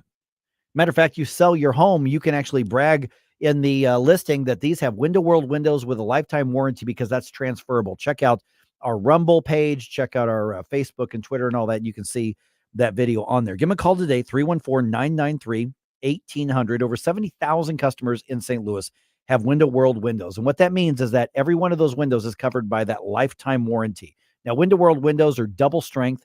They are superior to the other windows, the generic windows. And the thing is that they cost less. Window World, by the way, does siding and they do custom doors as well. But windows are really is where you ought to start. Give them a call today. Get that in-home estimate. You got that window, it's just getting old, having trouble moving the latch there, or it won't stay open or it won't stay shut, swelling during different times of the year. You've got that draft going in from the summertime where you know that some of your air conditioning is being wasted, or in the wintertime when your furnace and your heat's being wasted. That's where Window World saves you money. It's also, when you look at all the storms that have come through, how many windows around the area have been cracked because of the hail? Well, Window World stands up to that. 314-993-1800. Get your free in-home estimate today. And by the way, they treat you the way you should be treated. They are not coming in determined to get that contract signed right now. They're going to take some measurements. They're going to give you a quote. They're going to answer your questions. They're going to show you the product. They're going to try to be in and out of your way in about 45 minutes and then let you and your family, or you and whoever you want to talk it over with, go over the pros, go over the cons, decide for yourself, and you let them know when you're ready. Why? Because they're St. Louisans too, and we've all had to deal with that person knocking on the door saying, hey, I'm doing shingles on the street here. Let me do yours. Well, let me do that. Let me get you a quote. Come on, why don't you sign that contract? We've all been there. They don't do that. They treat you the way they should be treated. I don't know that I've met a group of people, whether it's John or JB or any of the others there, who are so passionate about their customer service reviews. Their reputation here in St. Louis means everything to them, and that means that they do whatever it takes, not just to get a good score on Yelp or with the BBB or anything else, but to make sure that you as a neighbor, you as a St. Louisan, know that they did a good job. They met and delivered what they promised, and that you can count on them as part of this community. 314-993-1800. Tell them that you heard Mike talking about them on the radio and get your free in-home estimate today. Springtime in St. Louis means one thing. That's right. Golf is back, baby. Sugar Creek Golf Course is located in High Ridge, just 10 minutes from 270 and Gravois. To book your tee time or to learn more about the special event and banquet facilities, simply visit sugarcreekgolfcourse.com. Tim Jones and Chris Arps in the afternoon. Dr. Tobler, Missouri is looking to execute an inmate diagnosed with heart failure. Attorneys are requesting that he not be executed because of that condition. Well, I scratch my head on this one. Someone, maybe he read some inside information about how to avoid execution by getting heart failure, and he started adding extra salt to his hamburger. I don't know. Tim Jones and Chris Arps, weekdays at 4 on News Talk STL. Tony Colombo here, reminding you to visit my friends at Bluff City Outdoors in Alton before your next trip into the great outdoors. For decades, Bluff City Outdoors has covered all the needs for area fishermen, and they'll always have all the best bait, tackle, and gear for your next trip on the water. And now they cover all your bow hunting needs, including their state-of-the-art indoor archery range and techno hunt system, open every day for you to come shoot, or you can join a league. Follow Bluff City Outdoors on Facebook and learn more at bluffcityoutdoors.com. The Democrat Party is going to have to go back toward the center. News, analysis, and opinion. I've never called a talk show before, but this just irked me. 101.9 and 94.1 News Talk STL.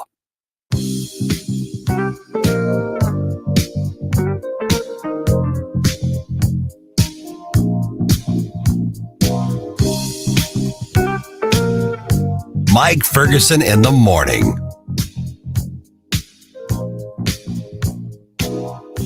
Morning News Dump. Are you joking? Is this a joke? Listen, folks, the Morning News Dump. Where are you going to get your leftist viewpoints in the media now that the RFT is going in under? All the rest of the media? anything not called News Talk STL? Pretty much. All right, and we've now got the update on the teen girl who, frankly, cracked another girl's skull open. What's next in her legal defense? And Cardinals. Let's not jinx it. Let's just say they have won some baseball games lately. Okay. Let's not label it. All right. Yeah. Okay. Just saying. All right. It is 8:27 right now. We just quick follow-up what we were just talking about a second ago. Former advisor for Anthony Fauci testifying to Congress about past emails, revealing that he tried to delete messages regarding the origins of COVID-19 during the entire fear-mongering and shutdown era. Dr. David Morans apologizing to lawmakers during that hearing, but saying, I just don't remember if I actually deleted any of the records regarding coronavirus. Yeah, I'm sorry I said I was going to delete them. I don't remember if I actually did delete them. Yeah. Please don't prosecute me. He was actually caught when they were discovered his email saying, take this email conversation to my private one so that we can protect the system here. And then also, I've figured out how to make these, or I've been told how to make these emails be deleted and go away after a Freedom of Information Act request. So they thought nothing of any sort of accountability or transparency. After those hearings, Congressman Brad Wenstrup out of Ohio was on the Ingram angle on Fox. Tony. The other thing he says is Tony doesn't want his fingerprints over any of this stuff to do with origins of COVID. So it tells you right there what he was doing and working outside the box illegally, and we're pursuing this in every aspect. All right, the hearings continue, and what's happening right now, the next step is we know there were cover-ups. We know there were lies.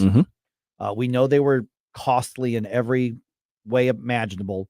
Now it becomes basically about whether the hard left is going to be able to protect government power if they get to declare an emergency. And that's really what we're fighting over, is not liberals bad, conservatives good, or anything like that, because there were conservatives who fell into this mindset as well.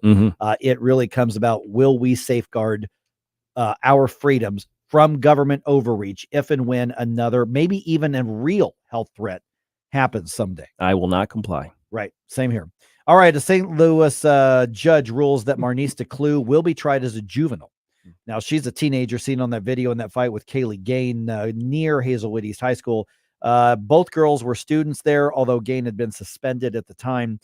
Gain suffered brain damage. Not clear from the video who started the fight or why. The judge cited the fact that Decloux does not have a criminal record as one of the reasons to keep the case in juvenile court. But of course, both families have gone online and gone on social media in order to do GoFundMes and fundraisers and told us who they are. So they're public names now. So we don't know what the rest of the process is going to look like. They're still figuring out the schedule, but we do know that even if, and remember, that's if Marnise Decloux is convicted, that it will be juvenile sentencing and consequences as opposed to being tried as an adult with something that could have kept her in prison for decades. Yeah, there's definitely an upper limit to it, and it will be expunged at some point. It has an expiration date, so it won't follow her for the rest of her life like a criminal conviction as an adult would. Right, precisely. Okay, the Riverfront Times, according to multiple reports, is no longer, at least it won't be as St. Louis has known it for decades. The entire staff was laid off yesterday, and news broke that it's been sold.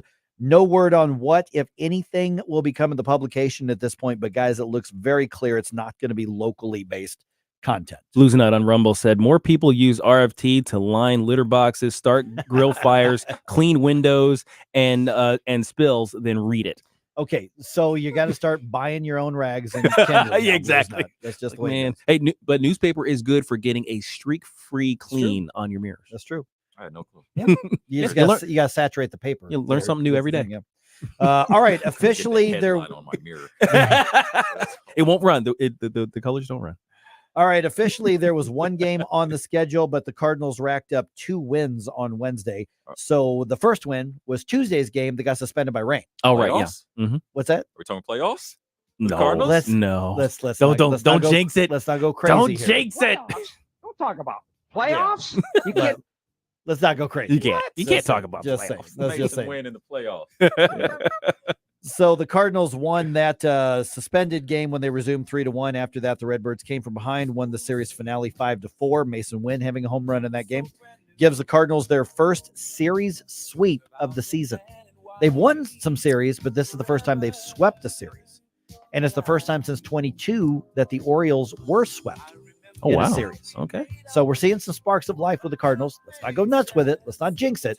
But let's just saying that they've won some baseball games lately, and we're seeing that they can. I mean, what can we jinx? It's the Cardinals. What is there to jinx? Mason Wynn is going to be a star. The Cardinal way. There we go.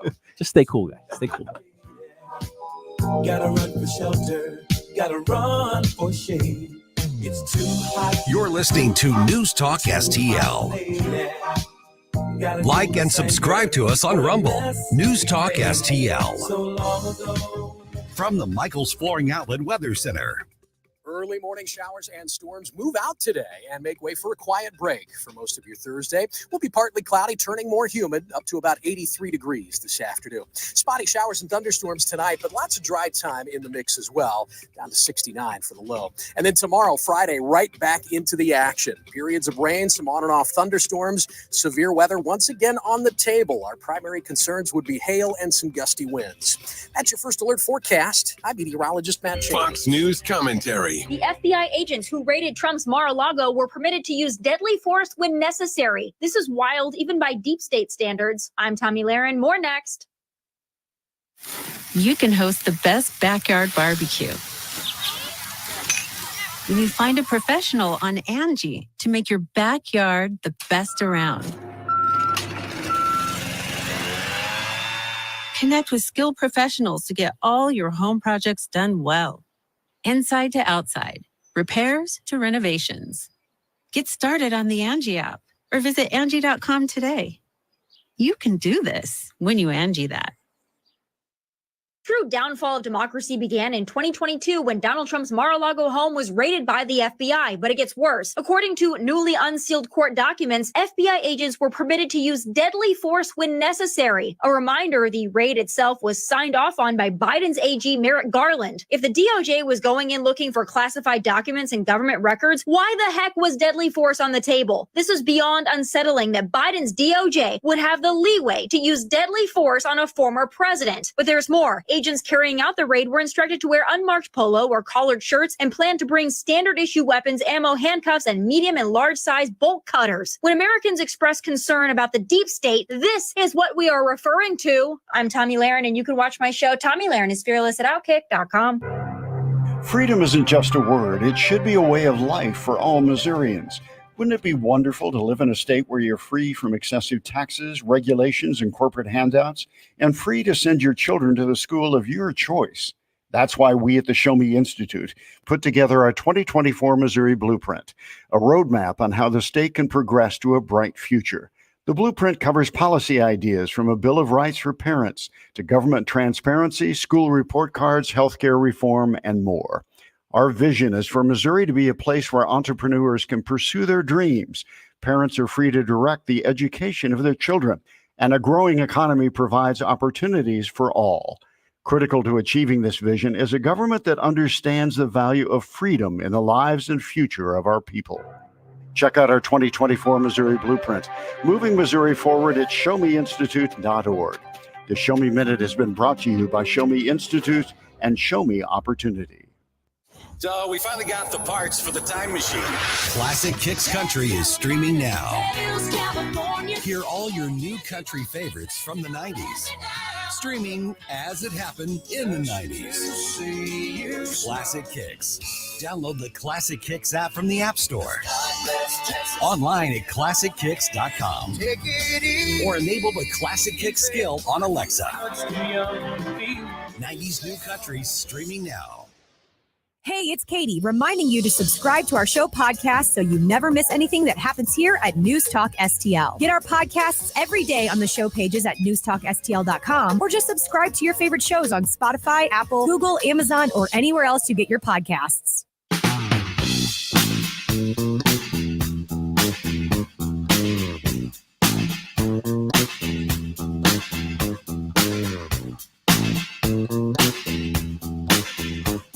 This is News Talk STL at 1019, 94.1, 99.1 HD3 and newstalkstl.com.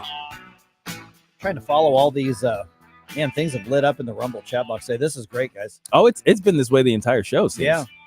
By the way, this song is still just the Rush intro to me. That's all it is. Pretenders. Yeah. Mm-hmm. This is the song that he used to intro his show every day for decades. It's funny because I think that they did that thing where they tried to say he's not allowed to use our song. Oh, right. Yeah. We don't give him permission. They tried to do that. Yeah. But he paid the royalties. He paid the fees. So right. Shut up and take the check. Take the money. Yeah. Notoriety. Oh, goodness. Okay. So many things to talk about. Yes. Like, pick one, Mike. Pick All one. Right. I'm seeing this on the news, like in the national cable stuff. And when I got up this morning and I got in and I'm looking at all the different sources that I use, the news soundbite services and all that sort of thing. One of the things that they had as a headline news, Nikki Haley says she's going to vote for Donald Trump. Yeah. Now, Nikki Haley also said at whatever thing she was speaking at, that she thinks Donald Trump should be reaching out to people outside of MAGA and to those who supported other candidates. Mm-hmm. I don't think that's a controversial statement. It shouldn't be. But, but then they news like I actually saw one breaking news. Oh, yeah. Nikki Haley says she will be voting for Trump. like breaking news. Yeah, with like the big Right. light emojis, the red lights, the flashing emojis. Yes. Okay. What are, file under duh. Yeah, I mean, a Republican says they're going to vote for a Republican. Right. Wow. But they are running with this as though it's something completely unexpected. Or here's the thing. Nikki Haley dropped out because she lost every one of those. She wasn't a factor right in the end result.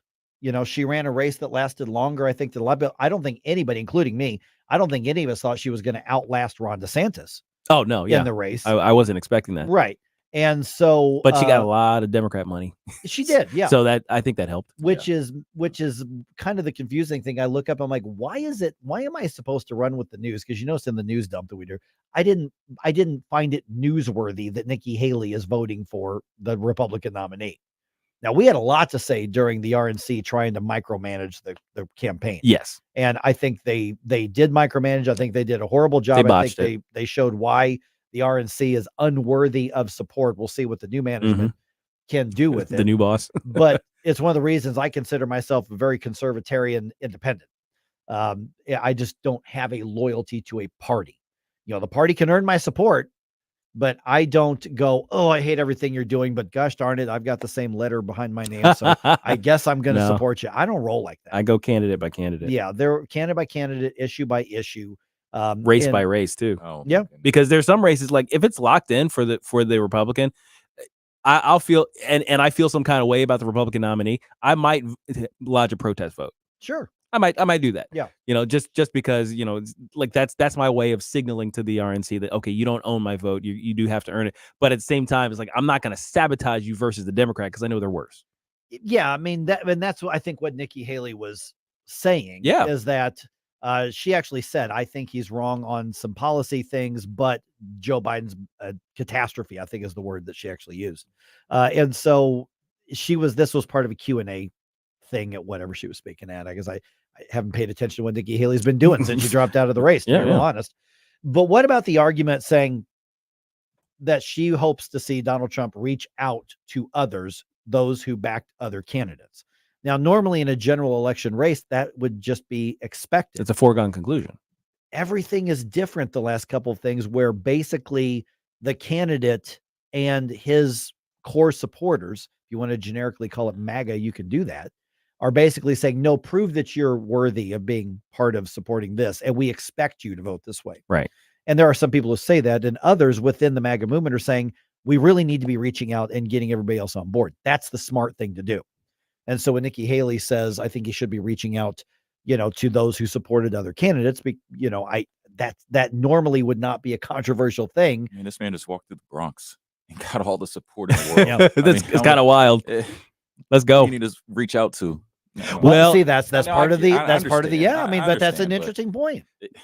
Yeah, I mean, he's got a lot of people kind of jumping on his side, so I think on some level it feels, from I guess the MAGA perspective, the Donald Trump supporter perspective, that he doesn't really need to reach out. People are reaching for him in desperation to get away from Biden, kind of things. So which on some level can be true with some demographics, but I still think you got to go to the dance. You got to dance with the one that brought you, and the Republican Party is the one that brought you. And some of those people who this time around didn't initially support your candidacy, they still need to be courted on some level too, because having Republicans sit this out in the swing states is a death knell. Right. See, that's the reason that you do look and say, well, what's worked in standard campaigning for 100 years is that, okay, you assemble everybody on our side, because it's not about whether or not there are going to be people who voted for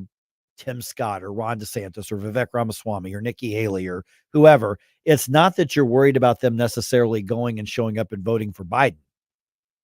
It's whether or not they're going to show up at all. Yeah. And in states like Georgia and in Pennsylvania and in to some degree Arizona, Michigan, Minnesota, and Wisconsin, and that's a key thing, is that you need them to show up whether they like you or not. Mm-hmm. You need them to show up. So it is good advice to say, okay, listen, you need to reach out and be the big tent candidate at this point to say, all right, you supported somebody that I opposed, you supported somebody I mixed it up with, I called names, whatever the case is. Here's making the case why I should be your candidate. Remember, candidates are doing a job interview and they're asking for your support. They're asking for your job. It never should be a case where they show up and say, okay, here's what I'm entitled to. Explain to me why you have a different opinion. That's not healthy politics. That's not a healthy body politic. Yeah, the disruptions in the unity of the Republican Party, both nationally and locally, and statewide, even has become a big issue these past couple years or so. And Chris Arps actually wrote an opinion piece for the Missouri Times, talking about a house divided cannot stand. That's kind of where we are right now. It's like, come on, guys, we need to get this stuff together. You know, we were talking about the failures of the state legislature, right? To enact all of the big red things. We gave you a big red legislature, but we didn't get any big red results. Right. So, you know, that's a party divided, you know, between the conservative wing and maybe an establishment wing, or however you want to call it. A rhino wing, some people might call it. Well, but there is an establishment Republican, thing. I mean, for instance, and let's talk about, because you brought up the Missouri, the state stuff. That's a good example. Look at the race for governor. Yeah. Probably starting late June, early July, it's going to be intense, that particular primary race, and on the Democratic side, the Cori Bush versus Wesley Bell race. Right. Yes. As well. But on the Missouri side, it's really all about that race for governor. And I think there's a lot of people who just assume that one candidate's going to win over the others. And I am telling you that anything can happen.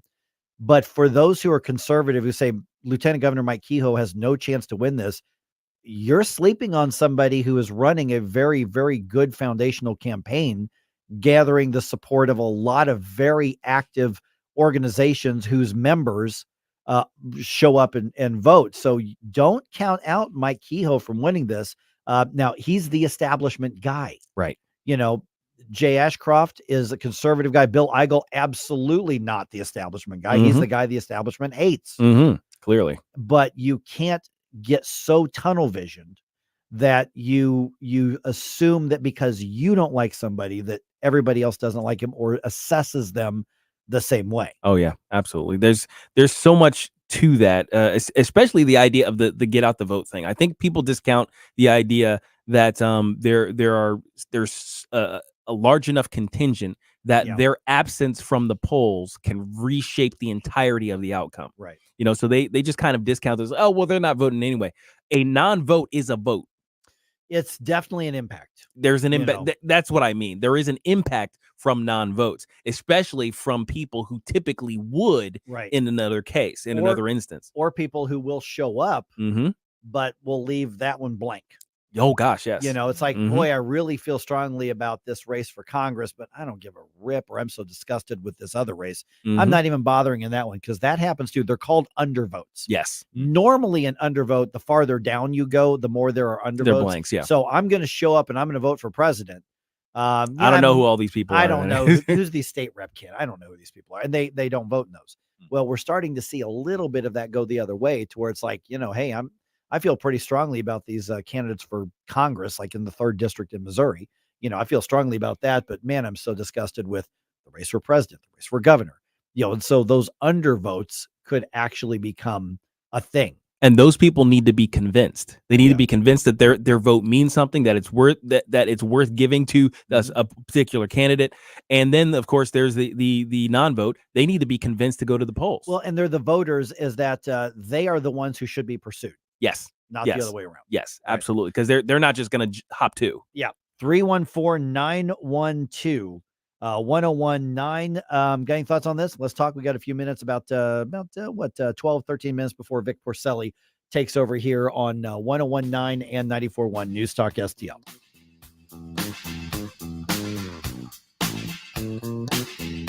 So perhaps my work here is done. Perhaps it's time that I moved on to a place where there's stuff to do. Stuff to do. The Herzog Tomorrow Foundation provides private school tuition scholarships through Missouri's new Most Scholars program to cover the cost of accessible, high-quality schooling. Hi, this is Mayela Esser with the Herzog Tomorrow Foundation. Our private school tuition scholarships wouldn't be possible without the support of generous Missouri taxpayers. If you're a Missouri taxpayer interested in redirecting your tax dollars and sending them to Missouri students in need of a better education, please contact me at herzogmostscholars.org. Better education for students creates a better tomorrow for all. Learn how you can help provide a better education for Missouri students at herzogmostscholars.org. That's herzogmostscholars.org. Also, sign up for The Lion, an initiative of the Herzog Foundation that carries articles covering a wide range of issues facing American families and culture. herzogfoundation.com. That's herzogfoundation.com. Seavers JCB has amazing deals on JCB mini excavators ranging from 2 tons to 10 tons. It's your choice to take 5 on one of these great offers. 0% financing for 5 years or up to $5,500 cash rebate and a 5-year warranty. See terms and conditions for details, but don't wait too long. These offers are for a limited time at Seavers JCB, and check out their full line of industry-leading JCB equipment. Check them out online at seaversjcb.com. To all our incredible supporters, we at the David Dorn Foundation say thank you. Your 5-star online reviews that you recently posted are beacons of encouragement on our mission to assist first responders. And a shout out to Steve Katraba, who reviewed us with these powerful words. The Dorn Foundation continues to fill a need in the public safety community and thereby to the public. Steve, your words are more than a review. They show the impact we're making for first responders. To read more strong reviews, Google the Dorn Foundation now. The Vic Borselli Show. As we know, initiative petition reform didn't pass in the Missouri legislation. A lot of things didn't happen. Senator Bill Eigel will be with us, and we'll have to give him an earful. That's what we do. He'll join us Thursday at 9:41. Weekday mornings at 9 on News Talk STL.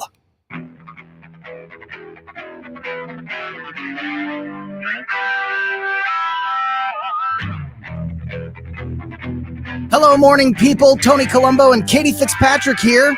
Thanks for listening to Mike Ferguson in the morning here on News Talk STL. And don't forget to join us today at 2 for Colombo and Katie. See you then. Might be some good news for criminals in Illinois.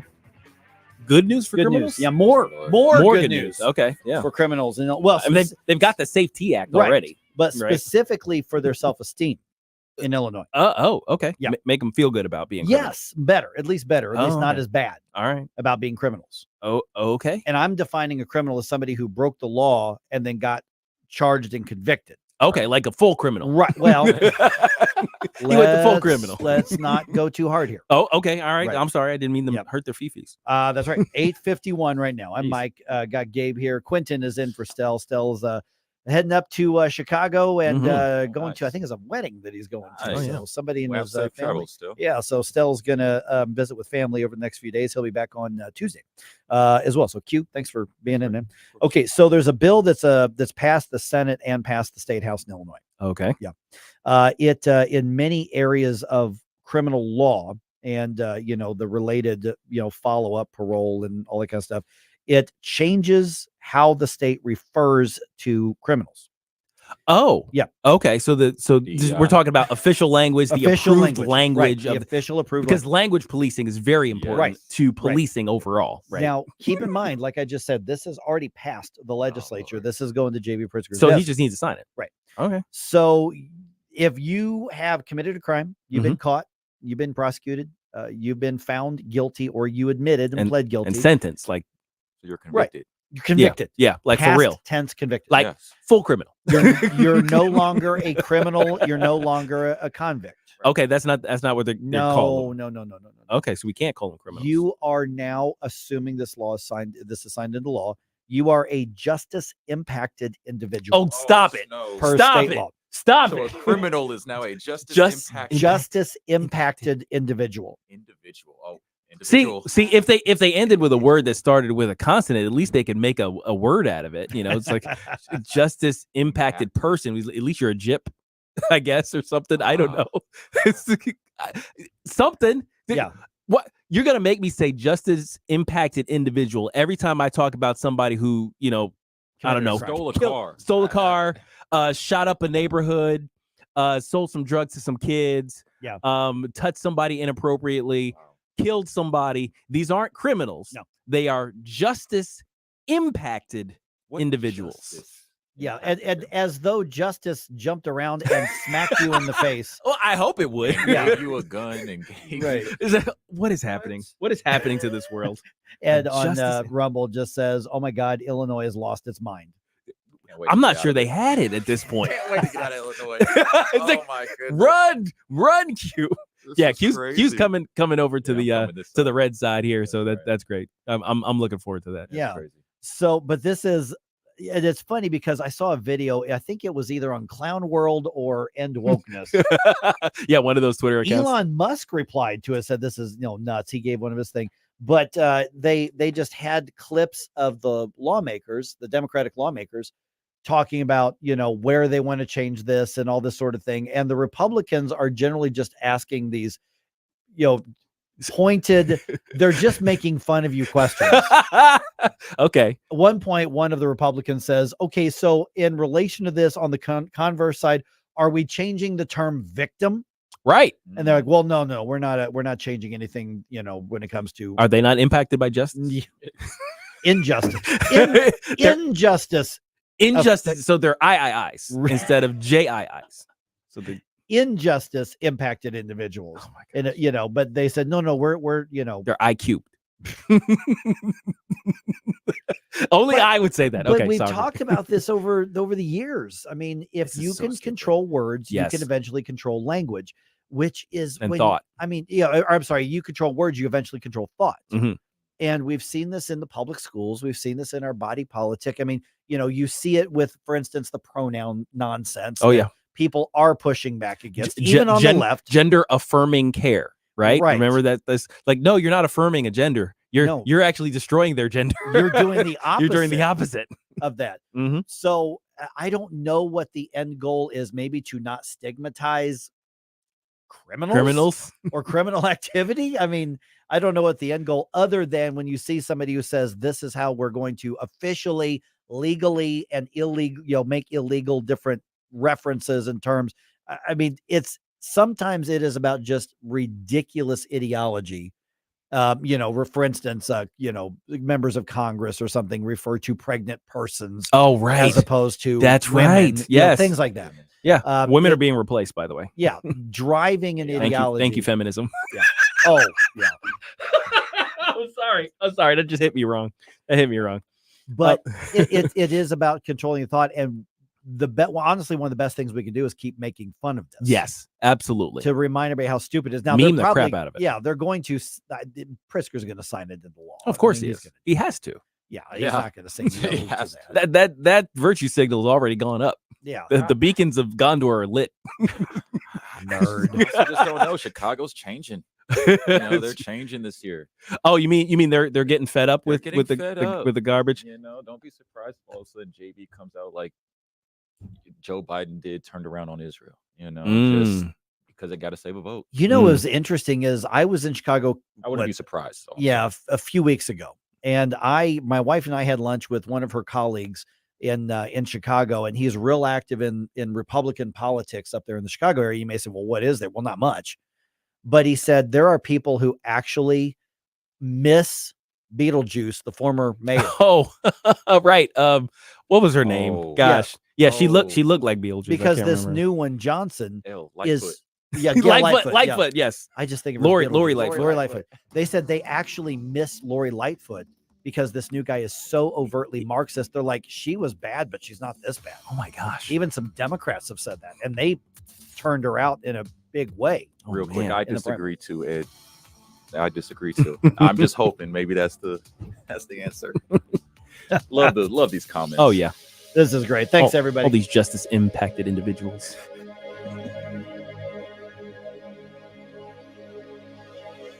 $1949, the last time a Republican held the top post in St. Louis City. A gallon of milk was 84 cents, and streetcars ran down Grand Avenue. The city was booming.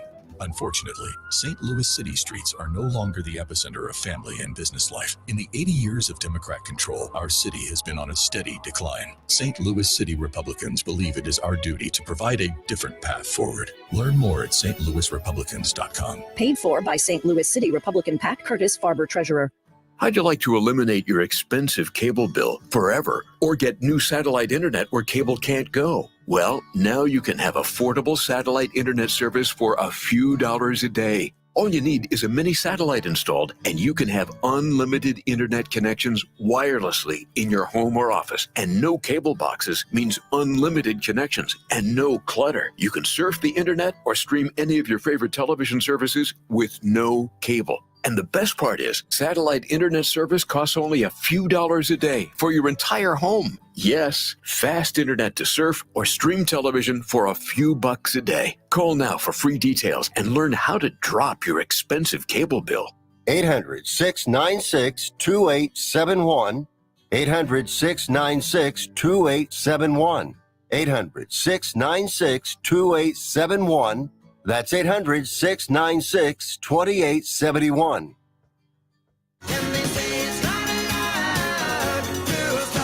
Hi, this is Ron Clutho. Join me for Groovy Grooves every Saturday to hear songs like this and memories that will take you back to a groovier place and time. Be sure to check out the playlist at newstalkstl.com for more Groovy Grooves. And now for something completely different. Groovy Grooves with Ron Clutho, Saturday.